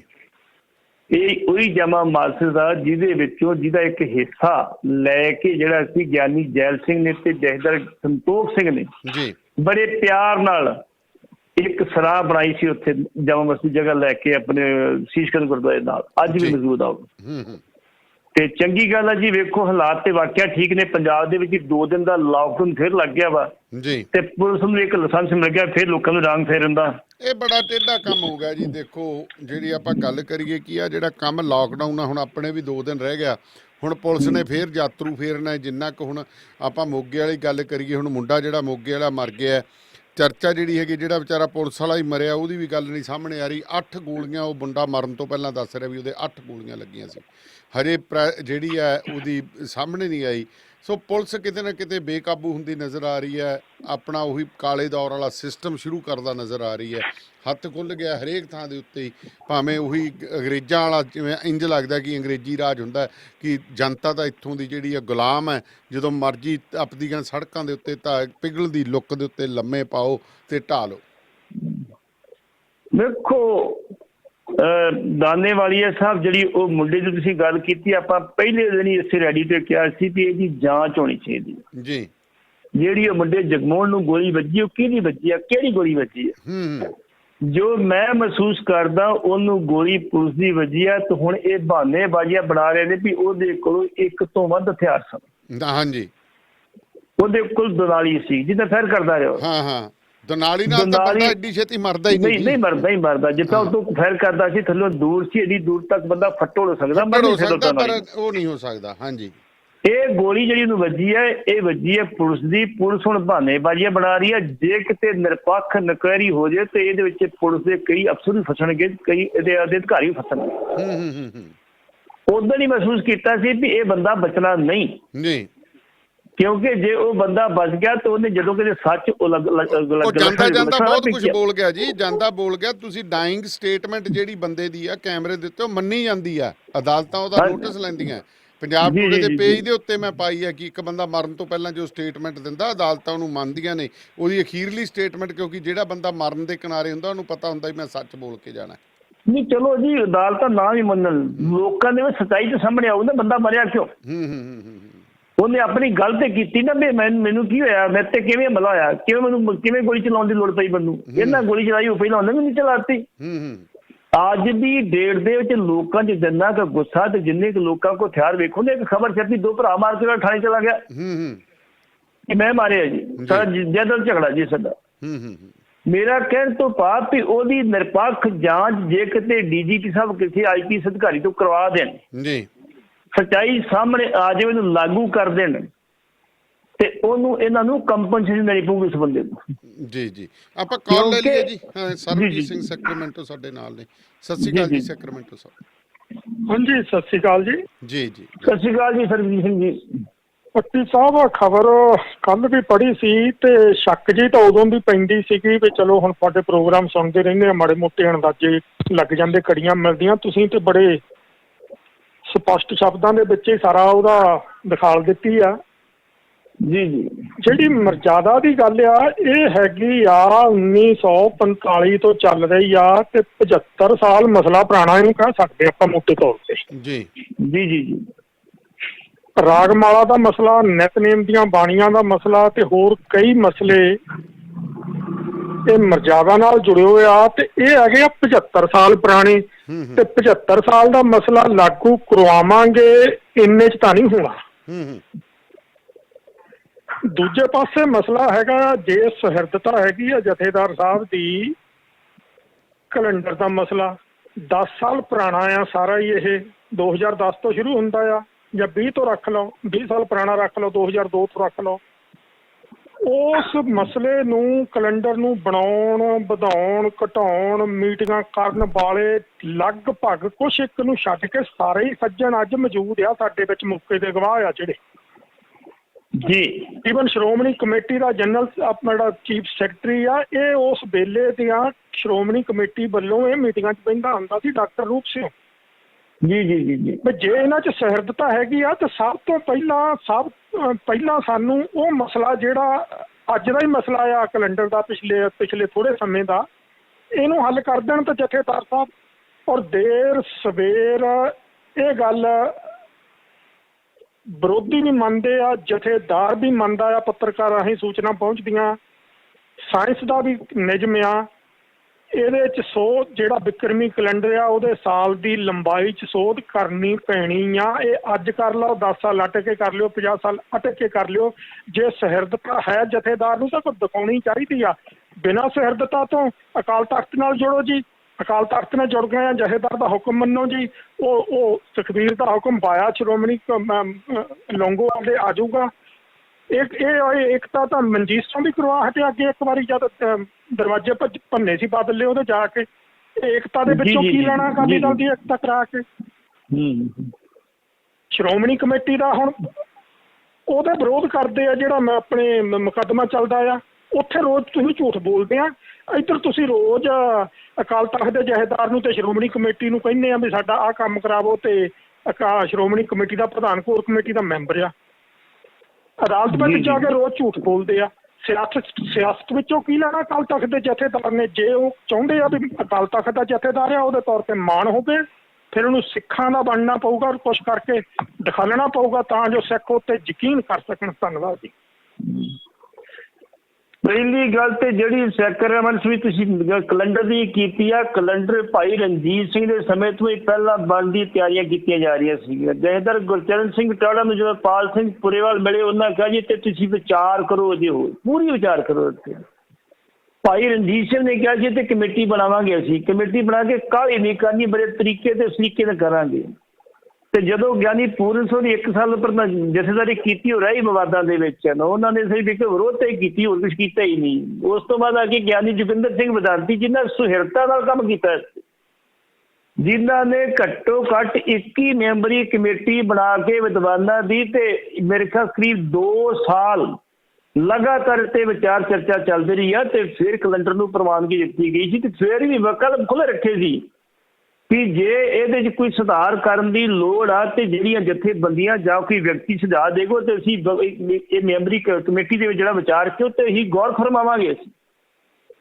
ਲੇਕਿਨ ਜਦੋਂ ਇਹਨਾਂ ਨੇ 16 ਮਾਰਚ 2003 ਨੂੰ ਕੈਲੰਡਰ ਅਕਾਲ ਤਖਤ ਤੋਂ ਪਹਿਲਾਂ ਰਿਲੀਜ਼ ਕੀਤਾ ਤੇ ਮੁੜ ਕੇ 14 ਅਪ੍ਰੈਲ ਤੇ 2003 ਨੂੰ ਤਖਤ ਸ੍ਰੀ ਦਮਦਮਾ ਸਾਹਿਬ ਤੋਂ ਰਿਲੀਜ਼ ਕੀਤਾ, ਬੜੀ ਸ਼ਾਨੋ ਸ਼ੌਕਤ ਨਾਲ ਕੀਤਾ। ਉਹਨੂੰ ਸਰਕਾਰਾਂ ਨੇ ਵੀ ਮੰਨ ਲਿਆ, ਉਹਨੂੰ ਵਿਦੇਸ਼ੀ ਸਰਕਾਰਾਂ ਨੇ ਵੀ ਮੰਨ ਲਿਆ, ਸਾਰੇ ਸਿੱਖਾਂ ਨੇ ਵੀ ਮੰਨ ਲਿਆ।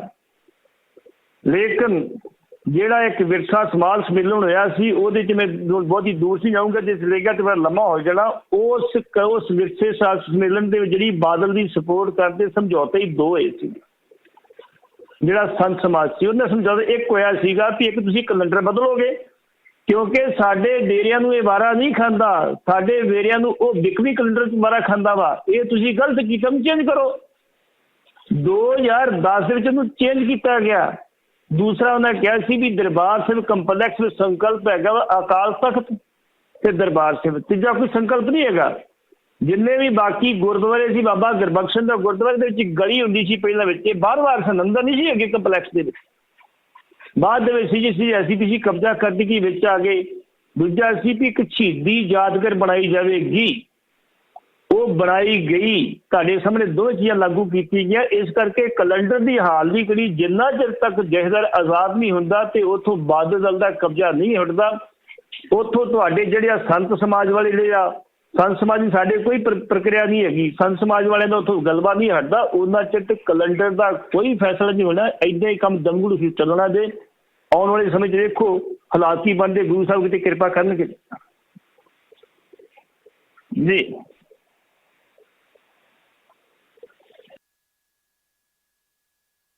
ਪੱਟੀ ਸਾਹਿਬ ਬ੍ਰੇਕ ਲੈ ਲਈਏ ਜੀ ਛੋਟੀ ਜੀ। ਲਓ ਜੀ, ਲਓ ਬ੍ਰੇਕ ਲੈ ਲਓ ਜੀ।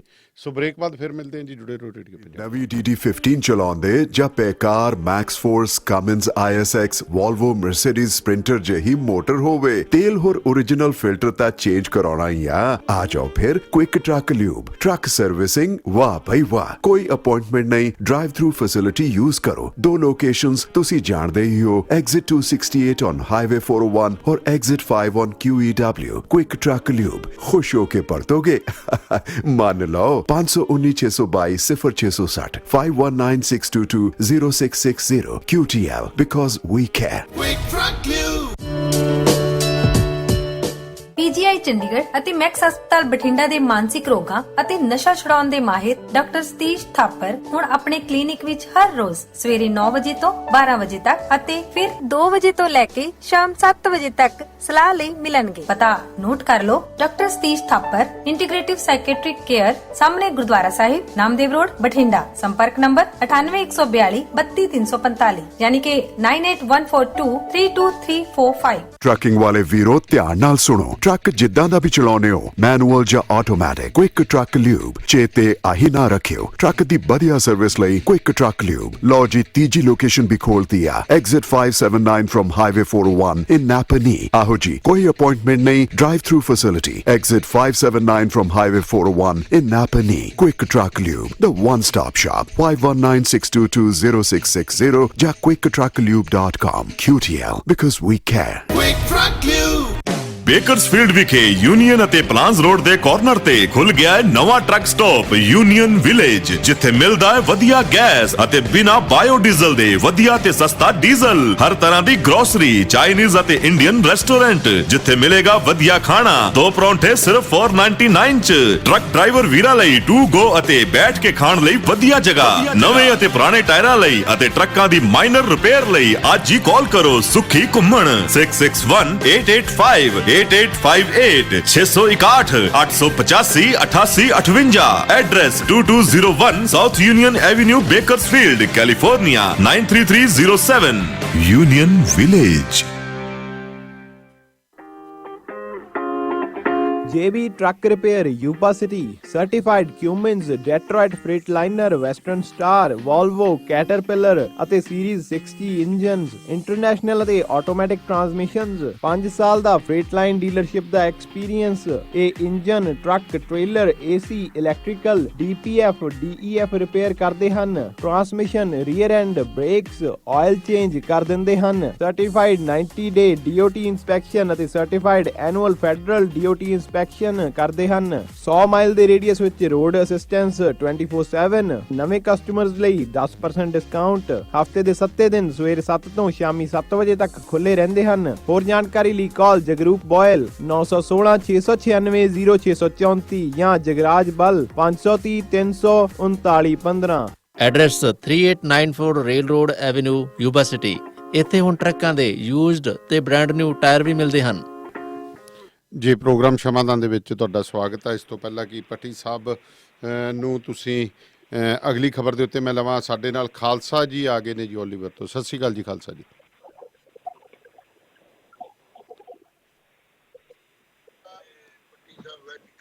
ਖਾਲਸਾ ਜੀ, ਵਾਹਿਗੁਰੂ ਜੀ ਖਾਲਸਾ, ਵਾਹਿ ਫਤਿਹ ਜੀ। ਫਤਿਹ ਜੀ, ਫਤਿਹ ਜੀ।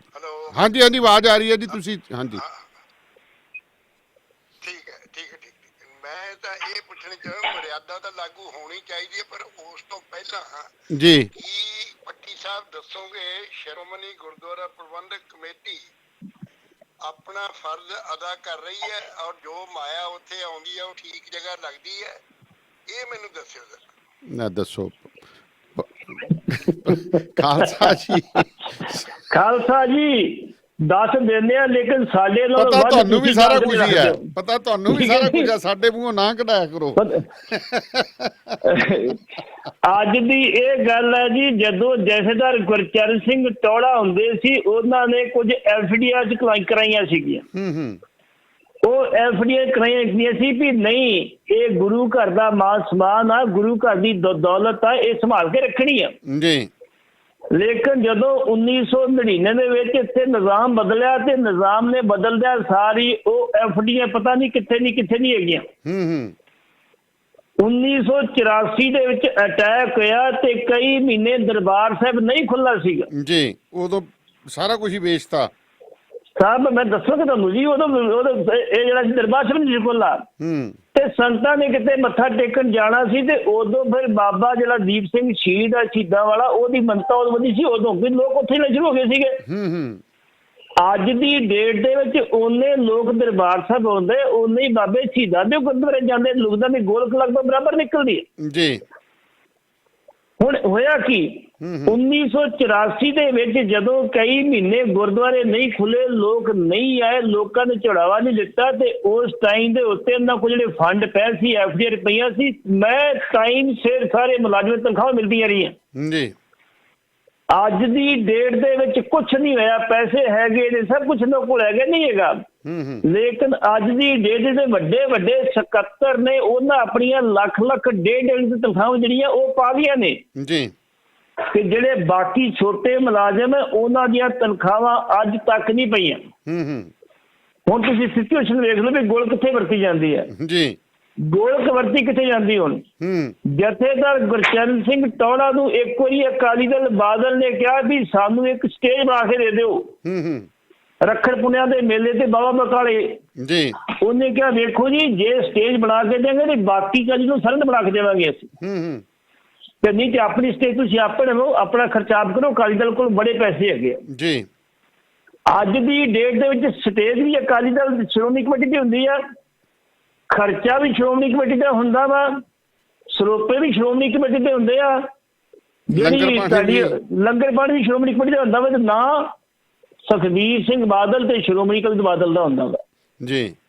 ਜਥੇਦਾਰ ਗੁਰਚਰਨ ਸਿੰਘ ਟੌੜਾ ਨੇ ਇਹ ਗੱਲ ਸੀ ਹੁਣ ਦਿੱਤੀ ਤੇ ਹੁਣ ਤੁਸੀਂ ਆਪ ਅੰਦਾਜ਼ਾ ਲਾ ਲਓ, ਜੇ ਕਿਤੇ ਇਲੈਕਸ਼ਨ ਆ ਗਈ, ਬਾਈ ਇਲੈਕਸ਼ਨ ਆ ਗਈ ਤੇ ਗੁਰਦੁਆਰੇ ਨੂੰ ਭਾਂਡੇ ਦੇਣੇ ਆ ਤੇ ਪ੍ਰਧਾਨ ਨੂੰ ਹੁਕਮ ਹੋਣਾ ਵੀ ਫਲਾਣੇ ਗੁਰਦੁਆਰੇ 'ਚ ਇੰਨੇ ਦੇ ਭਾਂਡੇ ਪਹੁੰਚਾ ਦਿਓ, ਇੱਥੇ ਇੰਨੇ ਭਾਂਡੇ ਪਹੁੰਚਾ ਦਿਓ, ਇੱਥੇ ਇੰਨੇ ਭਾਂਡੇ ਪਹੁੰਚਾ ਦਿਓ, ਵੋਟਾਂ ਸ਼੍ਰੋਮਣੀ ਅਕਾਲੀ ਬਾਦਲ ਨੂੰ ਮਿਲਣੀਆਂ ਉਹਨਾਂ ਦੀ ਜੀ।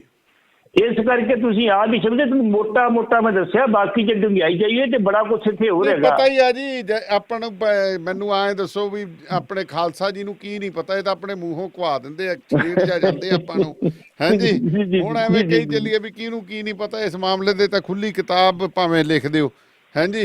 ਉਹ ਕਹਿੰਦੇ ਨੇ ਵੀ ਅੱਖਾਂ ਮੀਚ ਕੇ ਸਵਾਲ ਪਾ ਦਿਓ ਵੀ ਆਹ ਚੀਜ਼ ਤਾਂ ਸਾਰੇ ਟਿੱਕ ਮਾਰ ਕੀ ਹੋ ਜਾਣੇ। ਪਰ ਗੱਲ ਇੱਕ ਬੜੀ ਇੰਟਰਸਟਿੰਗ ਖਬਰ ਆ ਰਹੀ ਹੈ ਜੀ, ਕਹਿੰਦੇ ਥਾਣੇਦਾਰ ਨੇ ਥਾਣੇਦਾਰ ਨੂੰ ਹੀ ਲੁੱਟ ਲਿਆ, ਨਾਲੇ ਉਲਟਾ ਭੰਗੜਾ ਪਾਇਆ ਲੁੱਟ ਕੇ ਤੇ ਨਾਲੇ ਕਹਿੰਦਾ ਖੜ ਮੈਂ ਤੈਨੂੰ ਬਣਾਉਣਾ ਛੋਟਾ, ਹਾਂਜੀ। ਕੀ ਹੈ ਇਹ ਅੰਮ੍ਰਿਤਸਰ ਦੇ 2 ਥਾਣੇਦਾਰ ਨੇ ਜੀ, ਇੱਕ ਸਬ ਇੰਸਪੈਕਟਰ ਆ, ਇੱਕ ASI ਆ। ਅੱਛਾ ਜੀ। ਜਿਹੜਾ ASI ਆ ਉਹ ਆਪਣੇ ਕੱਚ ਕਮੇਟੀਆਂ ਪਾਉਂਦਾ ਸੀ ਤੇ ਜਿਹੜਾ ਸਬ ਇੰਸਪੈਕਟਰ ਸੀ ਉਹਨਾਂ ਦੋ ਦੀ ਘਰ ਦੀ ਨੇ ਕਿਹਾ ਵੀ ਆਪਾਂ ਵੀ ਕਮੇਟੀਆਂ ਪਾ ਦਈਏ, ਆਪਾਂ ਵੀ ਵਪਾਰ ਸ਼ੁਰੂ ਕਰੀਏ। ਵਪਾਰ ਸ਼ੁਰੂ ਕਰੀਏ। ਉਹਨਾਂ ਕਮੇਟੀਆਂ ਪਾਈਆਂ ਤੇ ਇਹ 4 ਲੱਖ ਰੁਪਇਆ ਹੁਣ ਤੱਕ ਲੈ ਚੁੱਕਾ ਤੇ ਇਹਨਾਂ ਨੂੰ ਵਾਪਸ ਨਹੀਂ ਕੀਤੇ। ਅੱਛਾ ਜੀ। ਇਹ ਉਹਨੂੰ ਕਹਿਣ ਲੱਗੇ ਵੀ ਸਾਡੇ ਹੁਣ ਜੇ ਨਹੀਂ ਕਮੇਟੀਆਂ ਤੋਂ ਪਈਆਂ ਤੇਰੇ ਪੈਸੇ ਵਾਪਸ ਕਰਦੇ ਆ। ਕਿਹੜੇ ਪੈਸੇ ਕਿੱਥੋਂ ਪੈਸੇ ਦਿੱਤੇ ਤੁਸੀਂ ਮੈਨੂੰ ਜੀ? ਉਹ ਉਲਟਾ ਉਹਨਾਂ ਨੇ ਗੱਲ ਪੈ ਗਿਆ ਵੀ ਤੁਸੀਂ ਕਿਹੜੇ ਪੈਸੇ ਦਿੱਤੇ ਆ। ਉਹਨਾਂ ਨੇ ਚੁੱਕ ਕੇ ਇੱਕ ਦਰਖਾਸਤ ਕਮਿਸ਼ਨਰ ਅੰਮ੍ਰਿਤਸਰ ਨੂੰ ਕਰ ਦਿੱਤੀ ਵੀ ਵੇਖੋ ਸਾਨੂੰ ਇਹ ਜਿਹੜੀਆਂ ਗਾਲਾਂ ਵੀ ਕੱਢਦਾ, ਸਾਡੇ ਪੈਸੇ ਲਾਇਆ, ਕਮੇਟੀਆਂ ਪਾਈਆਂ, ਸਾਨੂੰ ਪੈਸੇ ਵਾਪਸ ਨਹੀਂ ਕਰ ਰਿਹਾ। ਤੇ ਜਦੋਂ ਉਹਨੂੰ ਪਤਾ ਲੱਗਾ ਵੀ ਮੇਰੇ ਖਿਆਲ ਦਰਖਾਸਤ ਦਿੱਤੀ ਤੇ ਰਾਤ ਨੂੰ ਉਹਨੇ ਆਪਣੇ ਹੱਥ ਸਰਕਾਰੀ ਪਿਸਤੌਲ ਫੜਿਆ ਤੇ ਵਰਦੀ ਪਾਈ ਤੇ ਅੱਗੇ ਭੰਗੜੇ ਪਾਏ ਬੂਹੇ ਅੱਗੇ ਜਿਹੜਾ ਸਬ ਇੰਸਪੈਕਟਰ ਸੀਗਾ ਜੀ, ਜਿਹੜਾ ਵੱਡਾ ਅਫਸਰ ਆ, ਛੋਟਾ ਅਫਸਰ ਭੰਗੜੇ ਪਾਇਆ ਉਹਨੂੰ ਗਾਲਾਂ ਕੱਢ ਰਿਹਾ, ਬਾਹਰ ਨਿਕਲ, ਤੈਨੂੰ ਗੋਲੀ ਮਾਰ ਦੇਣੀ ਆ, ਤੇਰਾ ਮੈਂ ਉਹ ਕਰ ਦੇਣਾ, ਮੈਂ ਇਹ ਕਰ ਦੇਣਾ। ਉੱਥੇ ਕੋਈ ਪੰਜਾਬ ਟੂਡੇ ਵਰਗਾ ਬੰਦਾ ਬੈਠਾ ਸੀਗਾ ਉਹਨਾਂ ਦਾ, ਉਹਨਾਂ ਨੇ ਕੀ ਕੀਤਾ ਵੀ ਉੱਥੋਂ ਦੀ ਰਿਕਾਰਡਿੰਗ ਕਰ ਲਈ, ਸਾਰੀ ਵੀਡੀਓ ਬਣਾ ਲਈ। ਓਕੇ, ਵੀਡੀਓ ਬਣਾ ਕੇ ਉਹਨਾਂ ਫਿਰ ਦੇਤੀ ਕਮਿਸ਼ਨ ਨੂੰ ਭੇਜਦੀ। ਆਹ ਵੇਖੋ ਤੁਹਾਡੇ ਠੰਡਰ ਕੀ ਕਹਿੰਦੇ, ਵਰਦੀ ਵੀ ਪਾਈ ਤੇ ਪਿਸਤੌਲ ਵੀ ਸਰਕਾਰੀ ਤੇ ਗਾਲਾਂ ਵੀ ਕੱਢਣ ਡਿਆ, ਮਹੱਲੇ ਨੂੰ ਵੀ ਕੱਢਣ ਡਿਆ ਤੇ ਠੰਡਰ ਵੀ ਕੱਢਣ ਡਿਆ। ਹੁਣ ਉਹਦੇ ਤੇ ਇਨਕੁਆਇਰੀ ਸ਼ੁਰੂ ਹੋ ਗਈ ਹੈ ਜੀ ਜਦੋਂ ਪੱਤਰਕਾਰਾਂ ਨੂੰ ਪੁੱਛਿਆ ਤੂੰ ਭੰਗੜਾ ਪਾਇਆ, ਆਂਦਾ ਮੇਰੀ ਤੇ ਫੋਟੋ ਨਹੀਂ ਹੈਗੀ ਇਹ ਤੇ ਕੋਈ ਛੇੜਛਾੜ ਕੀਤੀ ਗਈ ਹੈ, ਮੈਂ ਵੀ ਭੰਗੜਾ ਪਾਇਆ ਕੋਈ। ਹਾਂ ਉਹਨੂੰ ਕਿਹਾ ਗਿਆ ਵੀ ਤੂੰ ਉਹਦੇ ਪੈਸੇ ਦੇਣੇ ਕਮੇਟੀਆਂ ਨੇ, ਕੋਈ ਉਹਦੇ ਪੈਸੇ ਕੌਣ ਪੈਸੇ, ਮੈਂ ਥੋੜੀ ਪੈਸੇ ਲਏ, ਮੈਂ ਲਏ ਵੀ ਨਹੀਂ, ਇਹ ਤੇਰੇ ਬਦਨਾਮ ਕਰਨ ਡਿਆ ਮੈਨੂੰ ਜੀ। ਹੁਣ ਜਿਹੜਾ ਪੀੜਤ ਆ ਉਹਨੇ ਵਿਚਾਰੇ ਨੇ ਨਿਕਲ ਕਹੀ ਆ ਡੀਜੀਪੀ ਸਾਹਿਬ ਨੂੰ, ਡੀਜੀਪੀ ਸਾਹਿਬ ਜੀ ਤੁਸੀਂ ਇਹਨੂੰ ਕ੍ਰਾਈਮ ਬ੍ਰਾਂਚ ਨੂੰ ਇਨਕੁਆਇਰੀ ਦੇ ਕੇ ਬੰਦੇ ਦਾ ਕਿਰਦਾਰ ਵੇਖੋ ਦਾ ਪਿਛੋਕੜ ਕੀ ਹੈ ਜੀ। ਇਹਨੇ ਇੱਕ ਨਹੀਂ ਕਈ ਬੰਦਿਆਂ ਨੇ ਪੈਸੇ ਕਮੇਟੀਆਂ ਨਾਲ ਤੇ ਮਾਰੇ, ਤੇ ਜਿਹੜਾ ਜਾਂਦਾ ਲੈਣ ਵਾਸਤੇ ਉਹਨੂੰ ਪਿਸਤੌਲ ਕਰਕੇ ਕਹਿੰਦਾ ਤੈਨੂੰ ਪਤਾ ਨਹੀਂ ਮੈਂ ਠੰਡਦਾਰ ਤੇਰਾ ਮੁੰਡਾ ਚੁੱਕ ਕੇ ਉੱਤੇ ਪਾ ਦੇਣੀ ਸਮੈਕ ਤੇ ਪਾ ਦੇਣਾ ਚਿੱਟਾ ਪਾ ਦੇਣਾ ਤੇਰੇ ਤੇ ਜੀ। ਉਹ ਵਿੱਚ ਚੁੱਪ ਕਰ ਜਾਂਦੇ ਆ। ਹੁਣ ਵੇਖੋ ਮਾਮਲਾ ਜਿਹੜਾ ਵਾ ਕਮੇਟੀ ਬਣ ਗਈ, ਇਹਦੇ ਵਾਸਤੇ ਜਾਂਚ ਹੁੰਦੀ ਆ ਕੀ ਬਣਦਾ ਕੀ ਨਹੀਂ ਬਣਦਾ, ਲੇਕਿਨ ਤੁਹਾਨੂੰ ਪਤਾ ਇਹ ਮਹਿਕਮਾ ਇਦਾਂ ਦਾ ਹੀ ਆਪਸ ਵਿੱਚ ਸਭ ਕੁਝ ਗਾਇਬ ਕਰ ਦਿੰਦੇ ਆ। ਹਾਂ ਬਿਲਕੁਲ ਜੀ, ਆ ਮਰਿਆਂ ਦੀਆਂ ਜੇਬਾਂ ਚੋਂ ਪੈਸੇ ਕੱਢ ਲੈਂਦੇ ਕਈ ਤਾਂ ਆਪਦੇ। ਹਾਂਜੀ ਹਾਂਜੀ ਹਾਂਜੀ। ਤੇ ਭਾਰਤ ਦਾ ਕੀ ਬਣੂਗਾ ਜੀ? ਕਹਿੰਦੇ ਆਪਾਂ 1 ਨੰਬਰ ਤੇ ਜਾਣਾ, ਕਹਿੰਦੇ ਕਰੋਨਾ 'ਚ, ਬਾਕੀ ਤਾਂ ਛੱਡੋ ਕਿਸੇ ਦਾ ਜਾ ਨਹੀਂ ਸਕਦੇ। ਜਿਹੜੀ ਭਾਰਤ ਦੀ ਗੱਲ ਅੱਜ ਦੀ ਡੇਟ ਦੇ ਵਿੱਚ ਵੀ ਤੁਸੀਂ ਜਿਹੜੀ ਸਾਡੀ ਜਿਹੜੀ ਆ ਕਰੋਨਾ ਦੇ ਵਿੱਚ ਭਾਵੇਂ ਗਿਣਤੀ ਵੱਧਦਾ ਲੇਕਿਨ ਜਿਹੜੀ ਸਿਚੁਏਸ਼ਨ ਅੱਜ ਅਸੀਂ ਜਿਹੜੀ ਆ ਇੰਗਲੈਂਡ ਨਾਲੋਂ ਜਿਹੜੇ 5ਵੇਂ ਸਥਾਨ ਤੇ ਆ, ਜਿਹੜੀ ਸਪੇਨ ਨਾਲੋਂ ਅਸੀਂ 3ਜੇ ਸਥਾਨ ਤੇ ਆ। ਮਤਲਬ ਸਾਡੀ ਜਿਹੜੀ ਆ ਹੁਣ ਬੰਦਾ ਇੱਕ ਫੜਿਆ ਤੁਸੀਂ ਉਹਨੂੰ ਟੈਸਟ ਕੀਤਾ ਥਰਮਲ ਗਨ ਜੀ, ਉਹਦਾ ਟੈਂਪਰੇਚਰ ਅੱਜ ਦਾ ਟੈਂਪਰੇਚਰ ਵੈਸੇ 100-101 ਤੇ ਵੈਸੇ ਹੋਇਆ ਹੁੰਦਾ ਬੰਦੇ ਦਾ ਟੈਂਪਰੇਚਰ ਗਰਮੀ 'ਚ ਆਏ ਤੋਂ ਜੀ। ਤੁਸੀਂ ਕਹਿੰਦੇ ਬਹਿ ਗੱਡੀ 'ਚ ਬਈ ਤੈਨੂੰ ਕਰੋਨਾ ਵਾ, ਉਹਦੀ ਗਿਣਤੀ ਤੁਸੀਂ ਕਰੋਨੇ 'ਚ ਕਰ ਦਿੱਤੀ ਜੀ। ਅਗਲੇ ਦਿਨ ਤੁਸੀਂ ਟੈਸਟ ਕੀਤਾ ਉਹਦਾ, ਟੈਸਟ ਕਰਨ ਤੋਂ ਬਾਅਦ ਉਹ ਨੈਗੇਟਿਵ ਆ ਗਿਆ ਜੀ। ਉਹਨੂੰ ਕਿਹਾ ਵੀ ਠੀਕ ਹੈ ਵੀ ਤੇਰਾ ਟੈਸਟ ਕਰੇ ਘੋਰ ਕਰਨਾ ਅਜੇ। ਤੀਜੇ ਦਿਨ ਤੁਸੀਂ ਫਿਰ ਟੈਸਟ ਕੀਤਾ ਉਹਦਾ ਜੀ, ਉਹ ਵੀ ਨੈਗੇਟਿਵ ਆਇਆ, ਤੁਸੀਂ ਘਰ ਨੂੰ ਚਲ ਜਾ, ਲੇਕਿਨ ਉਹਦੀ ਗਿਣਤੀ ਕਰੋਨਾ ਪੀੜਤਾਂ 'ਚ ਆ ਗਈ। ਅੱਛਾ ਜੀ। ਪੰਜਾਬ ਦੇ ਵਿੱਚ ਸਾਡੀ ਰਿਕਵਰੀ ਰੇਟ ਜਿਹੜਾ ਉਹ 86% ਆ ਤੇ ਹਿੰਦੁਸਤਾਨ ਦੇ ਵਿੱਚ 50% ਤੋਂ ਉੱਪਰ ਰਿਕਵਰੀ ਰੇਟ ਸਾਡਾ ਜੀ। ਇਸ ਕਰਕੇ ਬਹੁਤੀ ਕੋਈ ਘਬਰਾਉਣ ਵਾਲੀ ਗੱਲ ਨਹੀਂ, ਲੇਕਿਨ ਸਭ ਤੋਂ ਵੱਡੀ ਗੱਲ ਇਹ ਆ ਵੀ ਇਹ ਬਿਮਾਰੀ ਜਿਹੜੀ ਆ ਅਮੀਰਾਂ ਨੂੰ ਪੈ ਰਹੀ ਹੈ, ਗਰੀਬਾਂ ਨੂੰ ਨਹੀਂ ਪੈ ਰਹੀ। ਤੁਸੀਂ ਪਿਛਲੇ ਮਜ਼ਦੂਰ ਵੇਖੋ ਜਿਹੜੇ 1200 ਕਿਲੋਮੀਟਰ ਤੁਰ ਕੇ ਗਏ, ਸਾਈਕਲਾਂ ਤੇ ਗਏ, ਨਿਕਲ ਗਿਆ ਸਾਰਾ ਕੁਝ।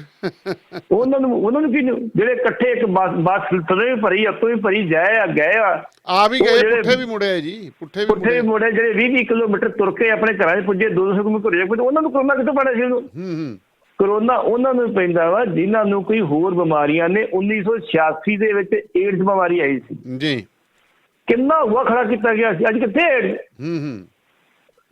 ਸਿਰਫ ਇਹ ਆ ਵੀ ਜਿਹਨੂੰ ਕੋਈ ਸ਼ੂਗਰ ਹੁੰਦੀ ਆ, ਹਾਰਟ ਦੀ ਬਿਮਾਰੀ ਹੁੰਦੀ, ਕਰੋਨਾ ਜਦੋਂ ਕਿਤੇ ਉਹਦੀ ਬਿਮਾਰੀ ਮਾੜੀ ਮੋਟੀ ਲੱਗਦੀ ਆ ਉਦੋਂ ਉਹ ਉੱਤੇ ਅਟੈਕ ਕਰਦੀ ਆ। ਕੋਈ ਸਾਡੇ ਤੇ ਜਦੋਂ ਸਾਈਕੋਲੋਜੀ ਇਫੈਕਟ ਹੋ ਜਾਂਦਾ ਵੀ ਮੈਨੂੰ ਕਰੋਨਾ ਹੋ ਗਿਆ ਜੀ। ਉਹੀ ਗੱਲ ਨੇ, ਜਿਵੇਂ ਆਪਾਂ ਕਹਿੰਦੇ ਸੱਪ ਭਾਵੇਂ ਮਿੱਟੀ ਵਾਲਾ ਹੀ ਡੰਗ ਖਾ ਜੇ, ਮੂੰਹ ਨਾ ਛੂਹ ਜੇ ਤੇ ਬੰਦਾ ਉਹ ਮਰ ਜਾਂਦਾ ਹੈ।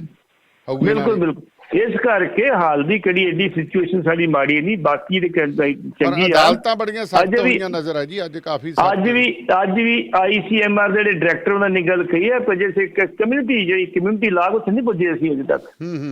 ਅਜੇ ਤੱਕ ਸਾਡੀ ਜਿਹੜੀ ਹੈਗੇ ਕੰਟਰੋਲ ਹੇਠਾਂ ਵਾ, ਐਡੀ ਕੋਈ ਗੱਲ ਨਹੀਂ। ਜੇ ਕਮਿਊਨਿਟੀ ਲਾਗ ਪਊਗੀ ਤੇ ਫਿਰ ਸਾਡੇ ਕੋਲ ਕੰਟਰੋਲ ਨਹੀਂ ਹੋਣਾ ਕੁਝ, ਉਹ ਨਹੀਂ ਹੋਣਾ, ਫਿਰ ਨਹੀਂ ਹੋਣਾ। ਹਾਂਜੀ, ਇਸ ਕਰਕੇ ਸਿਚੁਏਸ਼ਨ ਜਿਹੜੀ ਕੀਤੀ ਜਾ ਰਹੀ ਹੈ ਪੰਜਾਬ ਦੇ ਵਿੱਚ ਤੇ ਕੇਰਲਾ 'ਚ ਕੰਟਰੋਲ 'ਚ, ਬਾਕੀ ਇੰਨੀ ਕੰਟਰੋਲ ਨਹੀਂ, ਇੱਥੇ ਕੰਟਰੋਲ 'ਚ ਜੀ ਜੀ। ਭੱਟੀ ਸਾਹਿਬ ਚਲੋ ਆਪਾਂ ਗੱਲ ਪਹਿਲਾਂ ਵੀ ਕੀਤੀ ਸੀ, ਲਾਕਡਾਊਨ ਵਾਲੀ ਗੱਲ ਨੂੰ ਵਿਸਥਾਰ ਨਾਲ ਥੋੜਾ ਜਿਹਾ ਸਮਝਾ ਦਿਓ ਵੀ ਪੰਜਾਬ ਦੇ ਵਿੱਚ ਜਿਹੜਾ ਇਹ ਕੀ ਹੈ। ਇੱਕ ਪਾਸੇ ਕਹਿੰਦੇ ਦੁਕਾਨਾਂ ਖੁੱਲਣਗੀਆਂ, ਵਿੱਚੇ ਕਹਿੰਦੇ ਤੁਸੀਂ ਆ ਜਾਓ, ਵਿੱਚੇ ਇਹ ਸਮਝ ਜਾ ਹੀ ਨਹੀਂ ਆ ਰਿਹਾ ਵੀ ਇਹ ਕੈਪਟਨ ਸਾਹਿਬ ਨੇ ਬਿਆਨ ਕੀ ਦੇਤਾ ਵੀ ਦੁਕਾਨਾਂ ਵੀ ਖੁੱਲੀਆਂ ਰੱਖੋਗੇ, ਬਾਜ਼ਾਰ ਵੀ ਖੁੱਲ੍ਹੇ ਰਹਿਣਗੇ, ਪਰ ਕਹਿੰਦੇ ਘਰੋਂ ਨਹੀਂ ਬਾਹਰ ਨਿਕਲਣਾ। ਫਿਰ ਦੁਕਾਨਾਂ ਕਾਹਦੇ ਉਹਦੇ ਵਿੱਚ ਐਸੈਂਸ਼ੀਅਲ ਕਮੋਡਿਟੀ ਜਿਹੜੀ ਉਹਨੇ ਕਿਹਾ ਵੀ ਇਹ ਖੁੱਲੀਆਂ ਰੱਖਣੀਆਂ, ਪਰ ਉਹ ਮੈਂ ਸੋਚਦਾ ਵੀ ਕੈਪਟਨ ਸਾਹਿਬ ਬਿਆਨ ਆਪ ਨਹੀਂ ਦਿੰਦੇ, ਕੋਈ ਮੇਰੇ ਵਰਗਾ ਬੈਠਾ ਉੱਥੇ ਟੀਮ ਸਾਹਿਬ ਕੇ ਬਿਆਨ ਦੇ ਜਾਂਦਾ ਉੱਥੇ। ਅੱਛਾ ਜੀ। ਤੇ ਉਹਨੂੰ ਪਤਾ ਹੀ ਨਹੀਂ ਮੈਂ ਕੀ ਕਰ ਕੀ ਰਿਹਾ। ਜੇ ਤੁਸੀਂ ਭਾਜੀ ਦੁਕਾਨਾਂ ਖੋਲਤੀਆਂ ਤੇ ਜੇ ਗਾਹਕ ਨਹੀਂ ਗਾਉਣਾ ਤੇ ਦੁਕਾਨ ਖੋਲ੍ਹਣ ਦਾ ਫਾਇਦਾ ਕੀ? ਉਹੀ ਤਾਂ ਗੱਲ ਹੈ। ਹਾਂਜੀ, ਪਹਿਲਾਂ ਇਹਨਾਂ ਨੇ ਕਿਹਾ ਵੀ ABC ਤੇ ਤਿੰਨ ਤਰ੍ਹਾਂ ਦੇ ਬਣਾਏ ਵੀ ਆ ABC ਆ, ਇੱਕ ਦਿਨ A ਖੁੱਲੇਗਾ, ਫਿਰ B ਖੁੱਲੇਗਾ, ਫਿਰ C ਖੁੱਲੇਗਾ ਜੀ। ਇਸੇ ਤਰ੍ਹਾਂ ਅਗਲੇ 3 ਦਿਨ ਉਹ ਵੀ ਖੁੱਲਣ ਖੁੱਲਣਗੇ ਤੇ ਐਤਵਾਰ ਬੰਦ ਰਹਿਣਗੀਆਂ। 7 ਦਿਨ ਪੂਰੇ ਹੋ ਗਏ ਜੀ। ਮੁੜ ਕੇ ਇਹਨਾਂ ਨੇ ਕਹਿ ਦਿੱਤਾ ਜੀ ਵੀ ਨਹੀਂ ਏਦਾਂ ਨਹੀਂ ਗੱਲ ਬਣਦੀ। ਇਹਨਾਂ ਨੇ ਫਿਰ ਕੀ ਕੀਤਾ, ਪੁਲਿਸ ਵਾਲੇ ਪੈਸੇ ਲੈ ਕੇ ਦੁਕਾਨਾਂ ਦੂਜੇ ਨੂੰ ਖਿਲਾਉਂਦੇ ਸੀ। ਅੱਛਾ ਜੀ। ਇਹਨਾਂ ਨੇ ਕਹਿ ਦਿੱਤਾ ਜੀ ਅੱਜ ਸੱਜੇ ਪਾਸੇ ਖੁੱਲੇਗਾ ਤੇ ਅਗਲੇ ਖੱਬੇ ਪਾਸੇ ਖੁੱਲੇਗਾ। ਉਹ ਮੁੜ ਕੇ ਲੋਕਾਂ ਨੇ ਕੀਤਾ ਵਿਰੋਧ ਵੀ ਅਸੀਂ ਤੇ ਖੁੱਲ੍ਹਣੀਆਂ ਸਾਰੀ, ਨੇ ਤੇ ਇੱਥੇ ਧਰਨੇ ਤੇ ਬੈਠੇ ਜੇ ਅਸੀਂ। ਫਿਰ ਇਹਨਾਂ ਨੂੰ, ਮੈਂ ਅੰਮ੍ਰਿਤਸਰ ਦੀ ਗੱਲ ਕਰਦਾ, ਫਿਰ ਅੰਮ੍ਰਿਤਸਰ ਨੂੰ ਇਜਾਜ਼ਤ ਦੇਣੀ ਪਈ ਵੀ ਤੁਹਾਨੂੰ ਅਸੀਂ ਸਾਰੀ ਇਜਾਜ਼ਤ ਦੇ ਦਿੰਦੇ ਹਾਂ। ਮੁੜ ਕੇ ਕਿਸੇ ਮਾਈ ਦੇ ਲਾਲ ਨੇ ਪੁੱਛਿਆ ਕੌਣ ਕੀ ਕਰਦਾ ਕੌਣ ਨਹੀਂ ਕਰਦਾ, ਰਸ਼ ਉਸੇ ਤਰ੍ਹਾਂ ਗੱਡੀਆਂ ਸੜਕਾਂ ਤੇ ਖੜੀਆਂ, ਕੋਈ ਹਟਾਉਣ ਵਾਲਾ ਨਹੀਂ, ਕੋਈ ਪੁੱਛਣ ਵਾਲਾ ਨਹੀਂ, ਕੋਈ ਕਰਨ ਵਾਲਾ ਨਹੀਂ। ਹੁਣ ਇੱਕਦਮ ਕਹਿ ਦਿੱਤਾ ਵੀ ਤੁਸੀਂ ਲੋਕਡਾਊਨ ਸ਼ਨੀ ਐਤਵਾਰ ਤੇ ਛੁੱਟੀ ਵਾਲੇ ਦਿਨ ਜੀ, ਜਿੱਦਣ ਕਿਤੇ ਸਾਡਾ ਨੈਸ਼ਨਲ ਹੌਲੀਡੇ ਜਾਂ ਸਟੇਟ ਹੌਲੀਡੇ ਹੋਏਗਾ ਉਦੋਂ ਹੀ ਬੰਦ ਰਹਿਣਗੇ। ਫਿਰ ਕਹਿ ਦਿੱਤਾ ਵੀ ਜਿਹੜਾ ਬਾਹਰ ਨਿਕਲਣਾ ਤੁਸੀਂ ਅੰਦਰ ਵਾਲੇ ਰਹਿਣਾ ਵਾ। ਭਾਈ ਲੋਕਡਾਊਨ ਹੋਣ ਦੇ ਵਿੱਚ ਤੁਸੀਂ ਕਿਹਾ ਸ਼ਰਾਬ ਦੇ ਠੇਕੇ ਖੁੱਲੇ ਰਹਿਣਗੇ, ਗਰੋਸਰੀ ਸਟੋਰ ਖੁੱਲੇ ਜਾਣਗੇ, ਤੁਹਾਡੀਆਂ ਗਾਰਮੈਂਟਸ ਦੁਕਾਨਾਂ ਖੁੱਲੀਆਂ ਰਹਿਣਗੀਆਂ। ਜੇ ਤੁਸੀਂ ਇੱਕ ਦੋ ਖੁੱਲੀ ਰੱਖਣੀਆਂ ਤੇ ਬਾਕੀ ਗਾਹਕ ਦੇ ਖੋਲਣਗੇ ਵੈਸੇ ਤੁਸੀਂ ਉਹਨਾਂ ਵਿਚਾਰ ਨੂੰ ਕੋਈ ਘਰ ਬੈਠੇ ਤੁਸੀਂ ਕਿਉਂ ਖੋਲਦੇ ਤੁਸੀਂ ਉਹਨਾਂ ਨੂੰ? ਇਸ ਕਰਕੇ ਜਿਹੜਾ ਬੰਦਾ ਉੱਥੇ ਬੈਠਾ, ਮੈਂ ਤਾਂ ਪਹਿਲਾਂ ਖਾਤਾ ਵੀ ਉਹ ਫੀਮ ਖਾ ਕੇ ਬੈਠਾ, ਉਹ ਪਤਾ ਨਹੀਂ ਕੀ ਲਿਖਿਆ ਕੀ ਨਹੀਂ ਲਿਖੀ ਜਾਂਦਾ, ਪਹਿਲਾਂ ਪੜ੍ਹ ਤਾਂ ਉਹ ਲਿਖਿਆ ਕੀ ਆ। ਜੀ ਜੀ, ਮੈਂ ਪਹਿਲੀ ਵਾਰੀ ਵੇਖਿਆ ਇਸ ਸਰਕਾਰ ਦੇ ਵਿੱਚ ਦੋ ਪ੍ਰੈਸ ਨਟਾਉਂਦੇ। ਦੱਸੋ ਆਹ ਗਲਤੀ ਹੋ ਗਈ ਹੈ ਜੀ, ਇਹ ਠੀਕ ਅਸੀਂ ਭੇਜਿਆ ਤੁਹਾਨੂੰ ਜੀ। ਹਾਂਜੀ, ਇਹ ਗਲਤੀਆਂ ਵਾਲੇ ਤਾਂ ਬਹੁਤ ਆ ਜਾਂਦੇ। ਹਾਂਜੀ ਹਾਂਜੀ, ਇਹ ਗਲਤੀ ਹੋਈ। ਇਸ ਕਰਕੇ ਮੇਰਾ ਕਹਿਣ ਤੋਂ ਭਾਵ ਆ ਵੀ ਇਹਨਾਂ ਨੂੰ ਇਹ ਨਹੀਂ ਕਰਨਾ ਚਾਹੀਦਾ। ਜੇ ਬੰਦ ਦੀ ਕਾਲ ਦੇਣੀ ਤੇ ਦਿਓ ਵੀ ਭਾਈ ਵੇਖੋ ਤੁਹਾਡੀ ਲੋਕਡਾਊਨ ਕਰਤਾ, ਆਪਣੇ ਘਰਾਂ 'ਚ ਕੋਸ਼ਿਸ਼ ਤੋਂ ਆਪਣੇ ਘਰਾਂ 'ਚ ਰੋੜ ਦਿਓ। ਜੇ ਕਿਸੇ ਨੂੰ ਕੋਈ ਜ਼ਰੂਰੀ ਹੈ, ਕੋਈ ਕੰਮ ਜ਼ਰੂਰੀ ਹੈ ਤੇ ਉਹ ਘਰੋਂ ਨਿਕਲੇ, ਬਾਕੀ ਕੋਈ ਨਾ ਨਿਕਲੇ ਜੀ। ਇੰਨੀ ਗਰਮੀ ਦੇ ਵਿੱਚ ਜਿਹੜੇ ਬੰਦੇ ਆ ਮੇਰੇ ਖਿਆਲ ਬਹੁਤ ਹੀ ਘਰੋਂ ਨਿਕਲਣੇ ਮੁਸ਼ਕਲ ਆ। ਤੇ ਛੱਡੋ ਪਰਾਂ ਯਾਰ। ਨਾਲੇ ਜੀ ਮੇਰੀ ਗੱਲ ਹੋਈ ਦੁਕਾਨਦਾਰਾਂ ਨਾਲ, ਉਹ ਕਹਿੰਦੇ ਦਾਨੇ ਵਾਲੀ ਸਾਹਿਬ ਗੱਲ ਇਹ ਆ, ਪਿੰਡਾਂ ਦਾ ਤਾਂ ਕੋਈ ਆਉਂਦਾ ਨਹੀਂ ਕਿਉਂਕਿ ਝੋਨਾ ਲੱਗ ਰਿਹਾ, ਸਾਹ ਟਾਈਮ ਹੈ ਨਹੀਂ। ਜਿਨ੍ਹਾਂ ਨੇ ਨਰਮੇ ਬੀਜੇ ਉੱਥੇ ਕਈਆਂ ਦੀਆਂ ਗੋਡੀਆਂ ਚੱਲ ਪਈਆਂ, ਕਿਉਂਕਿ ਕਈ ਥਾਵਾਂ ਤੇ ਮੀਂਹ ਪੈ ਗਿਆ, ਉੱਥੇ ਘਾਹ ਫਾਸੂ ਹੋ ਗਏ, ਉਹ ਗੋਡੀਆਂ ਚੱਲ ਪਈਆਂ। ਕਹਿੰਦੇ ਆ 2 ਮਹੀਨੇ ਤਾਂ ਰਹਿਣਾ, ਸਾਡਾ 13ਵਾਂ ਮਹੀਨਾ ਕਹਿੰਦੇ ਆ ਮੰਦੀ ਵਾਲੇ ਨੂੰ। ਪਿੰਡਾਂ ਵਾਲੇ ਵੀ 13ਵਾਂ ਮਹੀਨਾ ਕਹਿੰਦੇ ਤੇ ਇਹ ਵੀ ਕਹਿੰਦੇ, ਕਈ ਕਹਿੰਦੇ ਵੀ 13ਵਾਂ ਮਹੀਨਾ ਕੀ ਹੁੰਦਾ? 13ਵਾਂ ਮਹੀਨਾ ਉਦੋਂ ਹੁੰਦਾ ਜਦੋਂ ਕਿਸੇ ਜੇਬ 'ਚ ਪੈਸੇ ਨਾ ਹੋਣ। ਜਿਹੜੇ 12 ਮਹੀਨੇ ਕਮਾਏ ਖਾਣੇ ਹੁੰਦੇ। ਹਾਂ, ਸੋ ਇਹ 13ਵਾਂ ਮਹੀਨਾ, ਪਰ 13ਵਾਂ ਮਹੀਨਾ ਆਪਣੇ ਚੱਲੀ ਜਾਂਦਾ, ਪੈਸਾ ਜੇਬ 'ਚ ਹੈ ਨਹੀਂ। ਤੇ ਪਰ ਸਾਡੇ ਪ੍ਰਧਾਨ ਮੰਤਰੀ ਜੀ ਤੇ ਰਾਸ਼ਟਰਪਤੀ ਜੀ ਲਈ ਕਹਿੰਦੇ ਆਪਣੇ ਸਰਪੰਚ ਸਾਹਿਬ ਤੋਂ ਵੀ ਵੱਡਾ ਬੋਇੰਗ ਜਹਾਜ਼ ਲੈਣਾ। ਬਿਲਕੁਲ ਜੀ, ਬਿਲਕੁਲ ਬਿਲਕੁਲ ਬਿਲਕੁਲ। ਹਾਂ, 8458 ਕਰੋੜ ਦੇ ਬੋਇੰਗ ਜਹਾਜ਼ ਲੈ ਰਾਜਾ ਨੇ ਰਾਸ਼ਟਰਪਤੀ ਪ੍ਰਧਾਨ ਮੰਤਰੀ ਵਾਸਤੇ। ਅੱਛਾ, ਅੱਡ ਲੈ ਲੈ ਦੋ। ਤੇ ਦੂਜੇ ਪਾਸੇ ਤੁਸੀਂ ਉਹਨਾਂ ਮਜ਼ਦੂਰਾਂ ਨੇ ਜਿਨ੍ਹਾਂ ਨੇ ਘਰਾਂ ਤੱਕ ਜਾਣਾ ਸੀ, ਉਹਨਾਂ ਦੇ ਤੁਸੀਂ ਕਹਿੰਦੇ ਨਹੀਂ ਵੀ ਕਿਰਾਇਆ ਦੇ ਕੇ ਗੱਡੀ 'ਚ ਬੈਠਣਾ ਹੁੰਦਾ ਨਹੀਂ ਪਹਿਲਾਂ। ਚਾਹੀਦਾ ਇਹ ਸੀਗਾ, ਮੈਂ ਇੱਕ ਪੜ੍ਹ ਰਿਹਾ ਸੀ, ਮੈਨੂੰ ਇੱਕ ਨਾ ਹੈਗਾ ਸੀ ਉਹਦੇ ਨਕ ਲੈਂਦੇ ਆ ਬਿਹਾਰ ਦੇ ਇੱਕ ਮੁੰਡੇ ਸੀ ਕਿ ਉਹ ਲੱਗੇ ਸੀ ਅੱਜ ਆਪਣੇ ਸੋਸ਼ਲ ਮੀਡੀਆ ਦੇ ਉੱਤੇ। ਅੱਛਾ ਜੀ। कहना लल्लू के बेटे ने लल्लू के बेटे कल्लू ने बाप की जायदाद बेच करके कार ले ली। कहने लगा बापू ने सर ले नहीं, वेख लो आपा ले लीजिए। ये नहीं पता नहीं किदा वा जी। कोई हाल कहते मोदी साहब का वा भी सारा देश बेच के अपने जहाज खरीद लिया कि बाकी किसी खरीद लिया। बोइंग जेडे सोफिस्टिकेटेड असीं खरीदे जी, असीं सैर करांगे, तुसीं जो मर्जी जेडे मर्जी खुद बहुत तुसीं। ਉਹ ਕਹਿੰਦਾ ਇੱਕ ਰੈਲੀ, ਇੱਕ ਤੁਸੀਂ ਮਜ਼ਦੂਰਾਂ ਬਾਰੇ ਤਾਂ ਕੁਝ ਕਰ ਨਹੀਂ ਰਹੇ ਜੀ, ਤੁਸੀਂ ਇੱਕ ਡਿਜੀਟਲ ਰੈਲੀ ਕੀਤੀ ਹੈ ਤੇ ਉਹਦੇ ਉੱਤੇ 70,000 ਜਿਹੜੀਆਂ ਤੁਸੀਂ ਲਾਤੀਆਂ LCD ਲਾਤੀਆਂ, ਇੱਕ LCD ਤੇ 20,000 ਰੁਪਇਆ ਖਰਚਿਆ ਤੇ 144 ਕਰੋੜ ਬਣਦਾ। ਦੱਸੋ, ਤੇ ਜੇ ਇਹੋ 144 ਕਰੋੜ ਰੁਪਇਆ ਇਹਨਾਂ ਮਜ਼ਦੂਰਾਂ ਦੇ ਖਰਚ ਕਰਦੇ ਤਾਂ ਵੈਸੇ ਜਿਤਾ ਦੇਣਾ ਇਹਨਾਂ ਨੇ। ਸਿਰਫ ਨਹੀਂ, ਆਪਣੀ ਹਉਮੈ ਨੂੰ ਪੱਠੇ ਪਾਉਣੇ। ਰੌਲਾ ਤਾਂ ਹਉਮੈ ਵਾਲਾ ਆ ਗਿਆ ਨਾ ਜੀ, ਰੌਲਾ ਤਾਂ ਹਉਮੈ ਮਾਰੇ ਇਹਨੂੰ। ਇਸੇ ਕਰਕੇ ਉਹਨਾਂ ਨੇ ਜਹਾਜ਼ ਖਰੀਦੇ ਆ ਜੀ, ਬੋਇੰਗ ਖਰੀਦੇ, ਨਵੇਂ ਖਰੀਦੇ ਨੇ ਤੇ ਅਸੀਂ ਬਾਹਰ ਵਿਦੇਸ਼ਾਂ 'ਚ ਘੁੰਮਣਾ ਨੇ। ਇਸ ਕਰਕੇ 2 ਜਹਾਜ਼ ਸਾਡੇ, ਇੱਕ ਰਾਸ਼ਟਰਪਤੀ ਵਾਸਤੇ ਤੇ ਇੱਕ ਸਾਡੇ ਪ੍ਰਧਾਨ ਮੰਤਰੀ ਵਾਸਤੇ। ਕਿਉਂ ਉਹ ਤੇ ਜਾਂ ਕਰੋਨਾ ਦੀ ਜੰਗ ਨਾ ਹੁੰਦੀ ਜੀ, ਕਰੋਨਾ ਨਾ ਆਉਂਦਾ ਤੇ ਪ੍ਰਧਾਨ ਮੰਤਰੀ ਲੱਭਣੇ ਇੱਥੇ। ਹਾਂ ਬਿਲਕੁਲ, ਉਹ ਤਾਂ ਹੁਣ ਤੋਰਾ ਫੇਰਾ ਫੁੱਲ ਚੱਲਣਾ ਸੀ।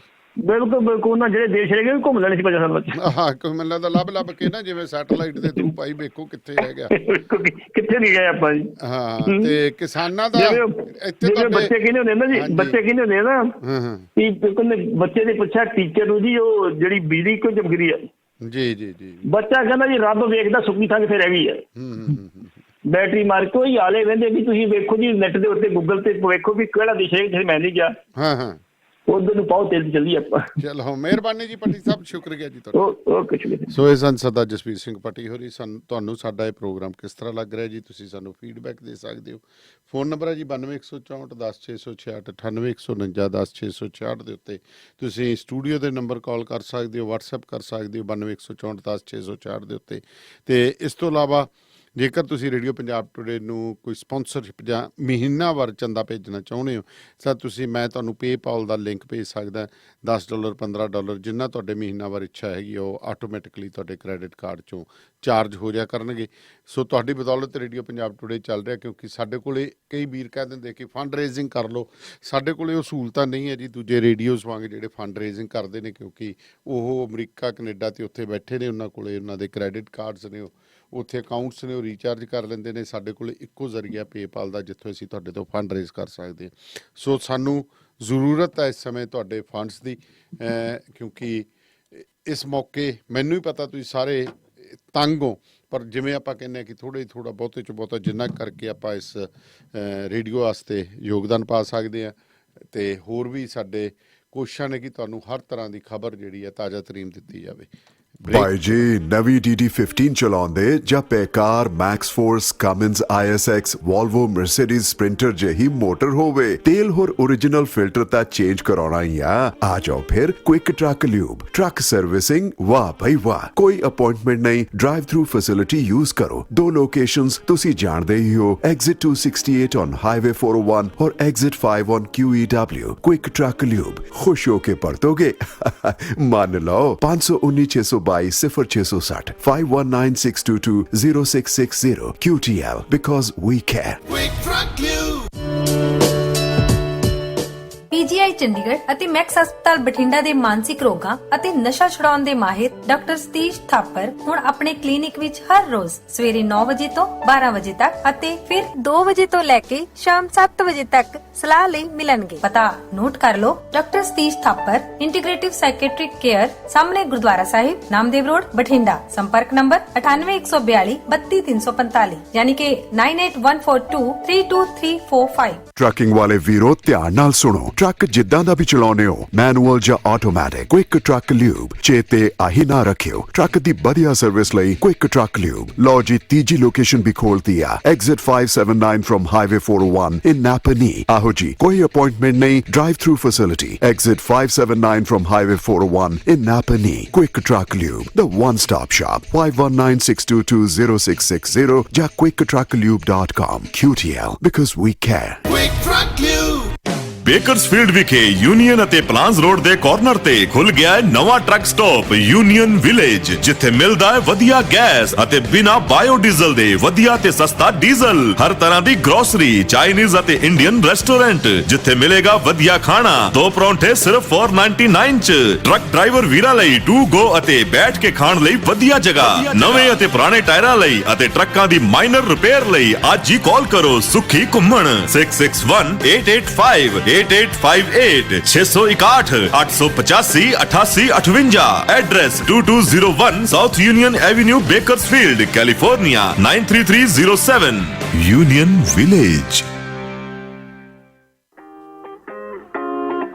JB Truck Repair, Yuba City, Certified Cummins, Detroit Freightliner, Western Star, Volvo, Caterpillar ਅਤੇ Series 60 ਇੰਜਨਸ, ਇੰਟਰਨੈਸ਼ਨਲ ਅਤੇ ਆਟੋਮੈਟਿਕ ਟਰਾਂਸਮਿਸ਼ਨਸ। 5 ਸਾਲ ਦਾ ਫ੍ਰੇਟਲਾਈਨ ਡੀਲਰਸ਼ਿਪ ਦਾ ਐਕਸਪੀਰੀਅੰਸ। ਇਹ engine, truck, trailer, AC, electrical, DPF, DEF repair ਕਰਦੇ ਹਨ। Transmission, rear and, brakes, oil change ਕਰ ਦਿੰਦੇ ਹਨ। Certified 90 ਡੇ DOT inspection ਅਤੇ certified annual federal DOT inspection ਕਰਦੇ ਹਨ। 100 ਮਾਈਲ ਦੇ ਰੇਡੀਅਸ ਵਿੱਚ ਰੋਡ ਅਸਿਸਟੈਂਸ 24/7। ਨਵੇਂ ਕਸਟਮਰਸ ਲਈ 10% ਡਿਸਕਾਊਂਟ। ਹਫਤੇ ਦੇ 7 ਦਿਨ ਸਵੇਰ 7 ਤੋਂ ਸ਼ਾਮੀ 7 ਵਜੇ ਤੱਕ ਖੁੱਲੇ ਰਹਿੰਦੇ ਹਨ। ਹੋਰ ਜਾਣਕਾਰੀ ਲਈ ਕਾਲ ਜਗਰੂਪ ਬੋਇਲ 916 696 0634 ਜਾਂ ਜਗਰਾਜ ਬਲ 530 339 15। Address 3894 rail road avenue, Yuba city. ਇੱਥੇ ਹੁਣ ਟਰੱਕਾਂ ਦੇ ਯੂਜ਼ਡ ਤੇ ਬ੍ਰਾਂਡ ਨਿਊ ਟਾਇਰ ਵੀ ਮਿਲਦੇ ਹਨ।